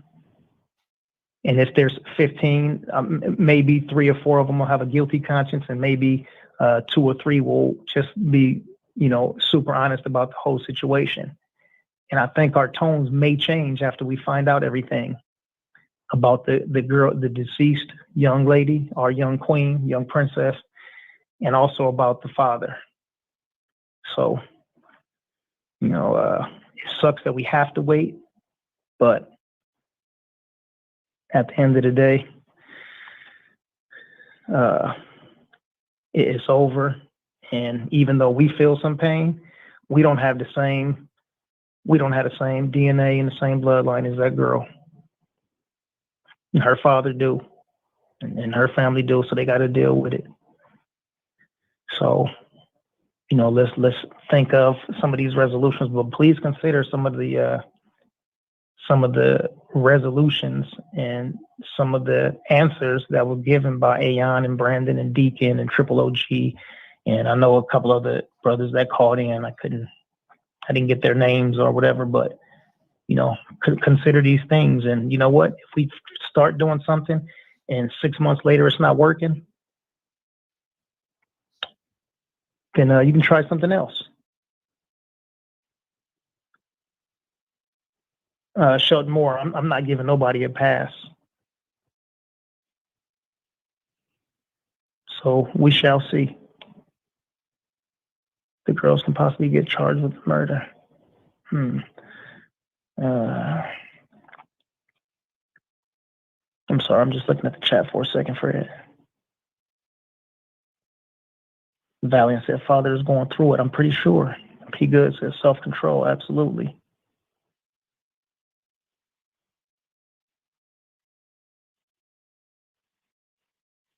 Yeah. Anyhow, man, that's that's my piece. That's just what I have in my head within the last 24 hours. But I'm sure we'll revisit this conversation probably in the next week or so. And we can go from there. So, but Shelton, man, I'm not giving nobody a pass. I'm just saying consider all things. Some people on here saying consider the cop, and he had only a short time to grab his weapon and no time to think. So that's okay for him to grab his weapon and shoot that child 4 times. But you don't know when and where and how the parents were involved. Sheldon, I wonder, did your granny or your mom, your pops ever tell you to pick up a stick, pick up a brick, a rock, a chain, and do anything you can to defend yourself? Yes or no?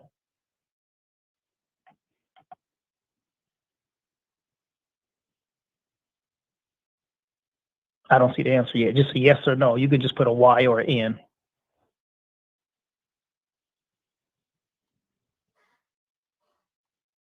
He said no. Got it. Well, okay. We come from 2 different worlds. And I think for people who've been in the house, and I'm not saying for him, but for people who, there we go. I got some people that come from the same kind of background I do, of course, my brother. But, when people are in the house playing video games, or you always played a sport, or you were from a middle class area, you didn't have to deal with this kind of stuff. Just don't know. And sometimes people can be from the hood and still be sheltered. Let's not get it mistaken. There we go. Okay. I got 1. So 2 people said no, and the whole rest of the chat said yes. Right. So I think these people are in more of a position for me to understand or listen to than a person who hasn't been a part of that environment. But this is not to single him out. I just wanted to answer his question or his comment. So, but anyhow, man,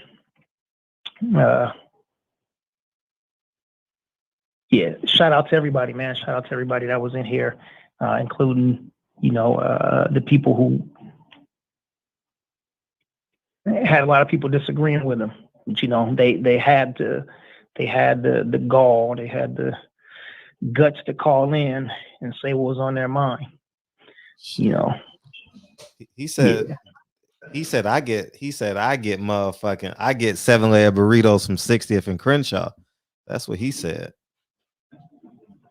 Hold on. Who said that? Sheldon. No, you ain't from South Central, man. Stop it. Man, he could be from South Central, man. Cut it out. Nah, man. I know, no, me, Sheldon, my brother, man. I know Sheldon ain't from South Central. We'd have been had that conversation. I know from South Central. I know from California. Let's not don't come on, man. I know from, I could run through the chat and tell you who from California, from South Central. Jarvis from South Central. You know, Gump 88 from California. You know, of course, my brother is. I'm saying Reggie Owens. Sheldon, you better say something, Sheldon. Born and raised. He said born and raised on the playground where he spent most of my day. Yeah, I'm not finished running through the whole chat, but yeah, I know who from down here. Yeah, but man, shout out to E1K. This is definitely that. Definitely, he said born and raised. Yeah, shout out to Sheldon. I still love you, bro. Yes, Sheldon. Yeah. You don't think he's from LA? Hotel Shalom. Yeah. Sacktown in the building. Shout out to Sacktown, man. 916-209. Yeah, Florin Road, Folsom, Rancho Cordova, all them boys. Sheldon, you from LA for real?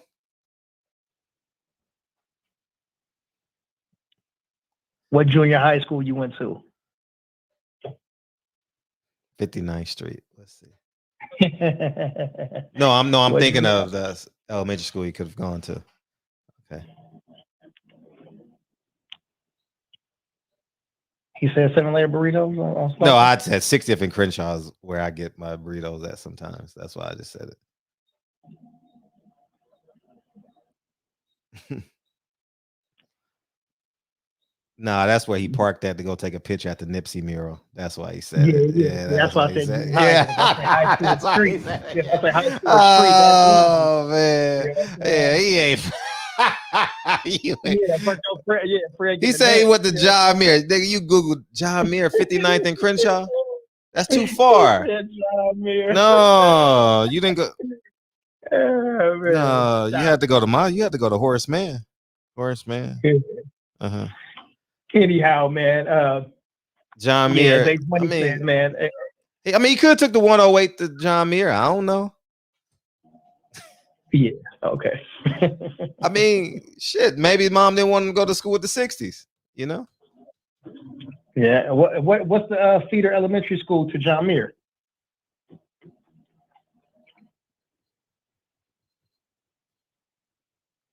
Man, when I was out there, I was on Florin. I was on 55th and Florin Road.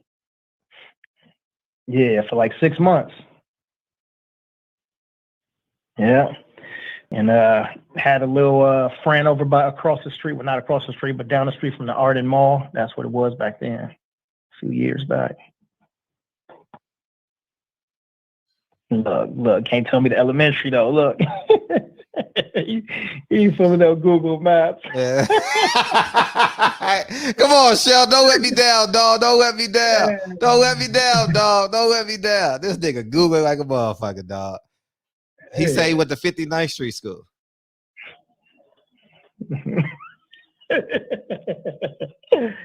Shout out to 59th Street, man. All right, man. Anyhow, man. But every street got a school. You could say 45th Street School. Every street in LA got a school. Yeah, that's funny. Yeah. I'm really interested if he grew up in LA now. Like, come on, let's think of a question. He says he's 54. So let's think of a question. Okay, who two hoods right there? Okay, perfect. What hoods are right there?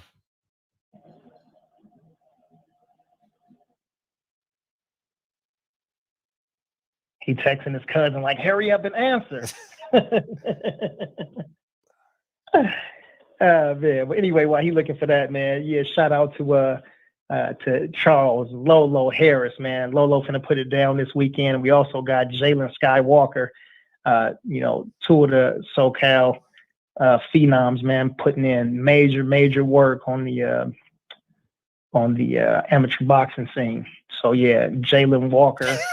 Watch Kev Mack videos. Oh man, you got to beam in, Sheldon. You got to beam in, dog, man. You lose credibility, dog. That nigga Googling his ass off right now. DJ, I'm from LA too. Come DJ, on, you DJ. all Alabama, man. DJ, you all Alabama. Come on, dog. Come on, dog. Come on, man. This is getting good now. Come on, man. I want to know. Oh, by the way, 4:00. Speaking of 59th and Crenshaw, we got the biographer of Nipsey Hussle coming in at 4:00 tomorrow. So come on in, man. Come hang out with us, man. It should be a pretty dope interview. It's gonna be good. Nice. Oh yeah, shout out to Aeon Jack. Yes, absolutely. Mm-hmm. You know what I'm saying? Los Angeles like a mug. You know what I'm saying? Gardena all the way to the IE. Yes, indeed. Cool, man. You ready to get out of here, bro? Yeah, tomorrow, Shell. Come on. Tomorrow, UNDB can battle the Battle of LA. How about that? What do you say? He said drop the link. Tomorrow, though. Tomorrow. He's in here every night. So yeah, or every once a week, maybe. But yeah, come on in, Sheldon. We'll be great to have you. What's up, Asia? All right, bro. But who you want to get some love to? Everybody, man. Hey, by the way, I appreciate everybody coming in here sharing their thoughts, man. I know these are sensitive topics to have a pragmatic conversation over. I know it is because you're dealing with real raw emotions, and it's painful. It's painful, and people deal with it in certain ways. People come from different backgrounds and different religious backgrounds, different life experiences, different religious backgrounds. That's a religious already, but yeah, and then so you handle it different ways. Economics, 2-parent, single parent, no parent, and we deal with it as we were raised. So it's a beautiful thing. We can come in here and have this conversation, and I learned a lot tonight. So I'm taking away the stuff from I learned, but I didn't learn that from Triple OG tonight. That is for sure. I didn't. For sure. That 27 minutes, man. I gave it back to y'all because it's literally 12:28 right now. So I'm giving y'all 28 minutes because Deacon he just was going on. Nah, I'm joking, man. Great show, man. Shout out, as Dot Riddle said, Jamal Harvey. Yeah, he one of the top. He one of the top 5 in the nation too. Jamal Harvey, dope. Yeah, he just won number 1 in his weight class from the DMV. Yeah, he won the elite tournament at his weight and training with the USA boxing with the boxing team. Yeah, I know him for sure. Matter of fact, who told me about Jamal? I think Mustafa. Mustafa told me about him. Yeah, Hustle, tough topic. Yes, indeed. And let me see why I'm getting my wrench back, Fred. Oh yeah, we got Dave Jacks. As soon as the beginning of the next show start, just mention it. Get in here early and then mention it, and we do the whole wrench thing. Let's see. He said, yeah, the UFC card looks stacked. Yeah, UFC card stacked, man. Kamaru Usman against Masvidal. Zhang Wei Li against Thug Rose. Valentina Shevchenko against Jessica Andrade. Yeah, it's going to be a major card. This weekend, right? I'll be streaming it for sure. For sure. I'm streaming that shit. I'm really interested in that ESPN card. I'm not really interested, but I just want to see a lot of knockouts. I think it's going to be a knockout card. So that's all. Marvin Robb. And they might be announcing Crawford fight too. So that'll be interesting because it's April 24th, right? Who going to announce Crawford? I mean, we're getting closer. He's in camp though. He's in camp. So I know he has a date. So I'm very interested to see who he's going to fight. So maybe they'll announce it this week. He's not fighting nobody big, but oh yeah, this Saturday, Navarrete versus Diaz and Berlanga. That's what I want to see. Berlanga got a little test. It's a whole lot of combat sports, and this one I know. Was it last weekend we had something on? Yeah, I think last weekend. It's gonna be cool. Everything, but they were. It was some lackluster ones, and it was some decent ones. But I think from Thursday. Oh yeah. From All right. Thursday, Friday. All right. I'll buy it, dog. I'll buy it for Thank sure. you. Yeah. DJ, I'll buy it on. That's on me, baby. That's on There you go, DJ, DJ. baby. That's what I'm talking about. That's Yeah, on it's DJ. Kamara Now, Usman, man. We gotta support Kamara oh, Usman, man. Usman. Okay. I'll support it. Yeah. That's our African champion, man. Okay. Absolutely. How much is it? 69, is it, DJ? Oh, 59? Oh, that's cool. You overpaid, DJ. I appreciate that, man. Thank you, dog. Appreciate the love, man. I got you, man. I'll buy it for sure. I'll buy it. Also, halfway through the show, a lot of people came in. They were expecting. Oh, thank you. Yeah. Go ahead. I'm thinking Adrian Bronner. I'm sorry. Don't say nothing. Don't say nothing. Let me work my brain. Work your brain, DB. Work your brain. Hold on. It's gonna happen. Whew. Andre Berto. Jesus Christ. Andre Berto has some things come up, so he rescheduled to May 25th, Brody. May 25th, dog. Yep. May 25th. So this gives us some more time, and hopefully everything is good with him. Hopefully he and his family are healthy and safe. For sure. And yeah, we'll get back up with him then at the time. Thanks, D Will. D Will said, yeah, Berto. Hey, cool, man. Hey, lastly, dog, imagine Teofimo fight on June 5th. Floyd just announced he's fighting June 5th. And imagine if Crawford fight June 5th. Crawford gonna be fighting at 11 a.m.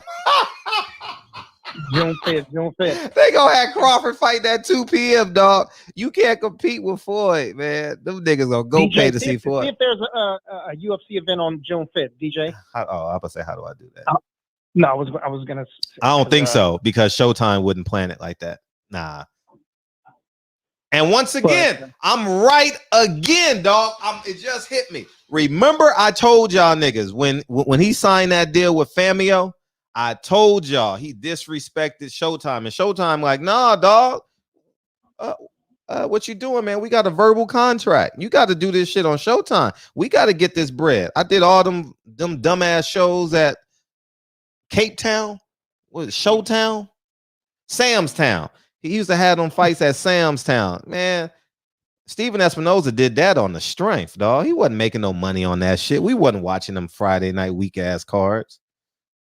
It was cool to take your kids to if you live in Vegas, cheap card, cheap fight, get to go see some fights, but that shit got no views on Showtime. Boy, they have no. Yeah, Box Smart said Ring City got a boxing card. Yeah, I'll be watching that. I like Ring City, man. I like Ring City. They put on some good. They put on some good cards the past 2 months. Yeah. Also, Deacon said, "Is Holyfield really gonna make a comeback?" Man, man, that 58. I don't want to see that shit. I shouldn't be. His motor skills don't look like they're intact, man. That's more important to me. His motor skills. Yeah, he don't look. Hey, yo, Adrian. That's what. Yeah. I'm definitely not looking forward to that. You know what I'm saying? And Anthony Johnson is fighting Yoel Romero on Friday. Oh, see, okay. That's this Friday. That's on Showtime, right? Yeah. Rumble. Ooh, is that a good fight? Fire fight. It is. Fire fight. It is. Super fire. Wow. Yeah, and that fight, somebody gonna get hurt bad in that fight. Yeah, that's Demetrius is Mighty Mouse, right? Is that Mighty Mouse? No, that's Demetrius. No. Anthony Johnson, nickname is Rumble. Rumble, young man, Rumble. He's let's see, he has his knockout power is between Francis Ngannou and Derek Lewis. He's in that same class of knockout artists. What weight does he weigh? He's a heavyweight. Oh, okay. Yeah, so he goes back and forth between lightweight and light heavyweight, which is 205 and 205 limit, and also 265 limit. But I'll watch it. Big dude.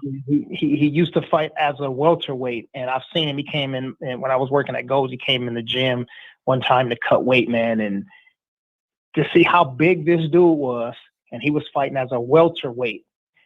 It was crazy, but he missed weight like 2 times, and Dana White was like, "Yeah, man, this is Like, you missed weight by like 12 pounds, dude. Like, we can't let you fight as a welterweight no more, man. Like, you gotta, yeah. Well, actually, he cut him. He cut him from the UFC, and he fought for a couple other organizations. And then, he's just a fan favorite, man. People just love him. So, they brought him back and fought again for the UFC. But yeah, anyway, he had some negotiations that wasn't going in his favor, and he said, man, listen, I'm gonna leave the UFC, but he's such a likable guy. It wasn't even, Dana didn't bash him, didn't say anything bad about him. He didn't say anything bad. He's like, look, I just got a better opportunity at Bellator. Got sponsors. They're going to give me more money and take care of me. So I'm going to go over there. And I like that move. And I wish that a lot of other fighters would do the same thing, because they get so caught up on those 3 letters, UFC.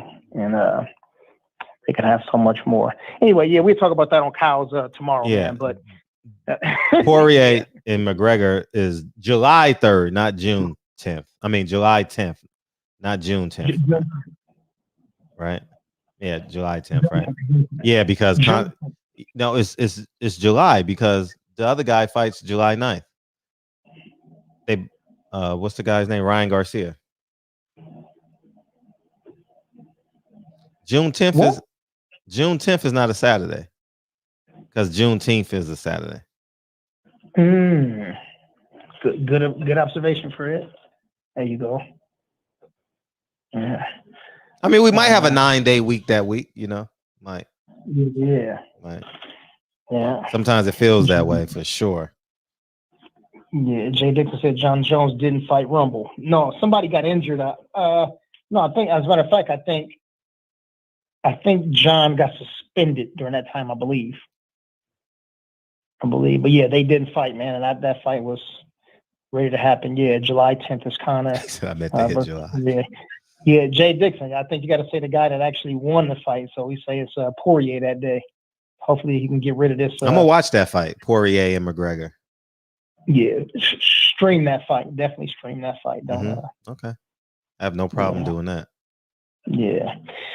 All right, man. So yeah, let me get some love to the fam bam in the chat, man, before we bounce, rock, skate. Shudmore, that's what we say in LA. Yeah, we say that bounce, nigga rock, left. skate. Oh no, he said he want the beam in. Okay, go ahead, DB. All right, man. Shout out to the brother Jay Dixon in the chat. He said July 10th. Yes, indeed. Hotep Shalom. He said I stand corrected. No problem, brother. No problem. California's own, man. Marvin Rollins Jr. Welcome to the show. Welcome to the show. Damn, brother Code 10 in the building. Late salute to you, D Wills. He said, oh, really? I'm going to watch it. Yes, indeed. Tone Brown Alvarez in the building. Shout out to TBA. Shout out to Shy. And shout out to Oakland first. Yes, indeed. Dave Jack, Eastside, Detroit 313 in the house. Hot footage. Salute to you. He said, Texas about to smash Wisconsin tomorrow. Must watch. Okay. And what? Hidalgo in court. Said lots of good fights this weekend. Yes, Hidalgo. Yes, indeed. Salute to my brother DJ, my MMA brother. Valiant Prize Fights in the building. We got D Wills. Shout out to Jersey in the building. A-Ron 24. S. Riddle 45. He said, hell yeah, that's a good fight. Yes, indeed. Better believe it. Shout out to OG Deacon 305. Shout out to Aeon Jack, Brandon Washington, my brother. Shout out to Triple OG. Donald, the 66-year-old G Graham. Whole bunch of wisdom. Whole bunch of crazy at the same time. Breon Manley, salute. He said Crawford will be fighting during lunch special. Man, cold game. Brandon said Mortal Kombat. Can't wait. All right. The Queen, Unique Don in the building. Salute to the Queen. Patricia Shelton in the building. She said Skip and Shannon at Fred. I don't know what that was about. She said Skip and Shannon. That's us. Skip and Shannon. Oh, okay. Well, I mean, I guess I'm Shannon. All right, cool. Moyo Sauce in the building. He said, who waiting on Mortal Kombat? Oh, that's it. Okay. Yeah, Mortal Kombat. Got it. Is this supposed to, I mean, I don't watch TV, so I saw the clip, I believe, on YouTube once or twice, but I'm not sure. Is it supposed to be good? They got good cast, and does the production look good? For Mortal Kombat? I don't know. I'm Skip Bayless. I don't watch TV. Valiant Prize Fight says Usman KO's Masvidal. Man, listen, I can't disagree with that. think he probably hit him with that jab one time since Masvidal thinks he's got this great boxing, and Usman got a strong jab, especially working with Coach Whitman. And if he hits the ground, man, it's a wrap. Asia, Math, salute King Asia. He said Bud versus Amir Khan rematch. Yeah, probably so. You know how Bud do. Yeah, D Will, we got you. Let me see. Mike Weary, the Grease 8. Salute to Mike Weary in the building. Rob G, OG Rob G, fan boxer spar. Salute to you. Yeah, we got Moyo. Yes, indeed. We got P Good and Loden. Loden said, "Damn, what you talking about, Loden?" He used to get to the bottom. DJ said Bullet by KO. Yeah, I believe so, with a head kick. That's what I think. I think she's gonna hit her with a 1-2 and a head kick. And a head kick gonna drop her, and then she gonna, if that head kick don't knock her out, she gonna jump on top of her and give her a nice little bling bling to finish it off. Man, Charlo and Bud ain't worried about nothing. All right. Let's see, Brother Cotan. He said, watch the clip. Okay, yeah, I'm gonna watch the clip. I gotta see what it do. Jarvis, G Brown, salute G Brown. There we go. I know LA when I see it. Yeah, and love is the word. She said, good night and sweet dreams. Good night, good night, good night. Patricia, how you and your daughter doing? Boom. Yep, Yova. That's California. I know it when I see it. Right on. All right, man. I think we got everybody, man. I know my brother's Peoples Hernandez is like, yeah, it's oh no, it's not early. It's early in the morning the next day. But man, salute to all of y'all, man. If y'all enjoyed the show, man, or any part of the show, if y'all had a good time in the chat, if y'all like any one of the jokes or anything that somebody said, man, hit that thumbs up real quick, man. Help to tweak those algorithms and helps with the visibility of the show. For sure. And also, man, appreciation to y'all. So that's why we say y'all names at the end of the show, man, to show y'all that we appreciate all of y'all. So, man, if y'all can, just hit that thumbs up for us one time. And let's see what a thumbs up at before we get out of here. We at 138 is what it looks like over here. 138. Let me see. Let me hit it one more time. Update. Let's see. It looks like 155. Can we get 5 more? Can we get 5 more? Can we get to 160? Can we get to 160? 160. 5 people hit that thumbs up. Yeah, hit the thumbs up. Why not? Dave Jack said he 156. 156. Okay, 4 more people, man. 158. Rob G. We at 158, so we should be at 160 now. Let's see. All right. They coming to get you, D. Stay in the house.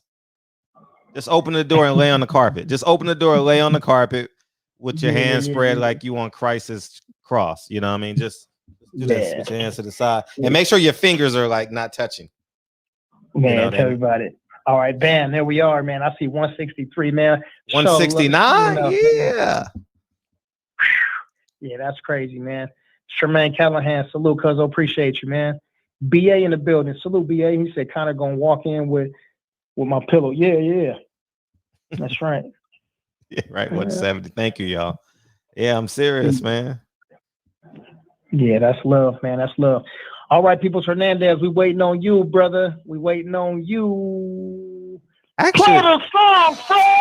Actually, oh well, you don't know who it is, but I'm about to say, shit. They should maybe do a registry. You ain't even got to go get your license because your license is attached. Well, because you may not be driving that car. So, but it should be like an app or something that maybe you can communicate with the cop. I said this before, where you can communicate with the cop before the cop get out. You know. I think that it looks like Reggie is going live as well. So, oh, Reggie going live too? Okay. Man, it looks like a lot of people live, man. Oh, okay. It's a hot topic. Hey, I forgot to show Reggie. I gotta show Reggie that news clipping. He called me a coon. Well, I guess you gotta be on the right side. Gotta be on the right side. Oh, you know what? What? Hey, telling you the truth. Hey. I live on Crenshaw across the street, Normandy. Oh, man. People's in the building. Man, I live on Crenshaw and La Brea. Straight facts. Crenshaw and La Brea. My address is 1342 Crenshaw.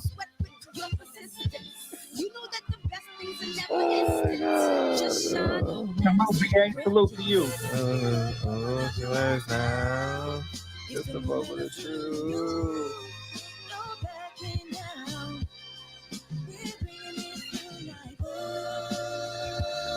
Vermont. I live on Vermont and Figueroa, across the street from Bret Hart. Rob G.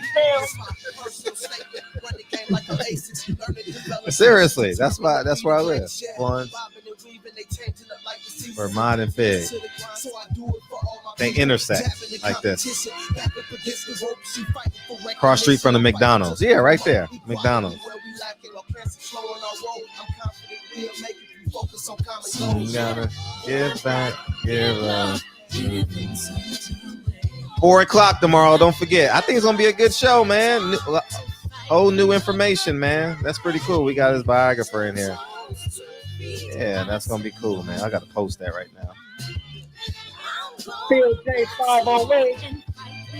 I know Los Angeles when I see it. That nigga wasn't born and raised. Take it personal. Because the devil is a man, isn't he? It's all in what you do. Hey, the things you gotta do. Hey, hey, hey, hey. So, 2 things real quick. I need one more sub for 4:30. That'd be great. Oh, we got it. Reggie Owens show. Reggie Owens show is Man, we gotta get you to 1,000. and he's flying over the cows, you guys. Reg Live is lit. Okay, we going to Reg tonight. Okay, I'll be over there. I'm gonna fall asleep to Reg tonight. All right, I'm gonna fall asleep listening to his show tonight. Appreciate y'all. Love you, DB. Love you, bro. All right, appreciate y'all. Put your link in the chat, dog. I just did. Hey, matter of fact, we got to start putting your link at the top. You know how you can do the pin the link? You gotta do that shit. Okay. Yeah, for sure. Money in the ghetto, my brother. I know LA. Hey, what? Yeah, okay, peace. Peace. All right.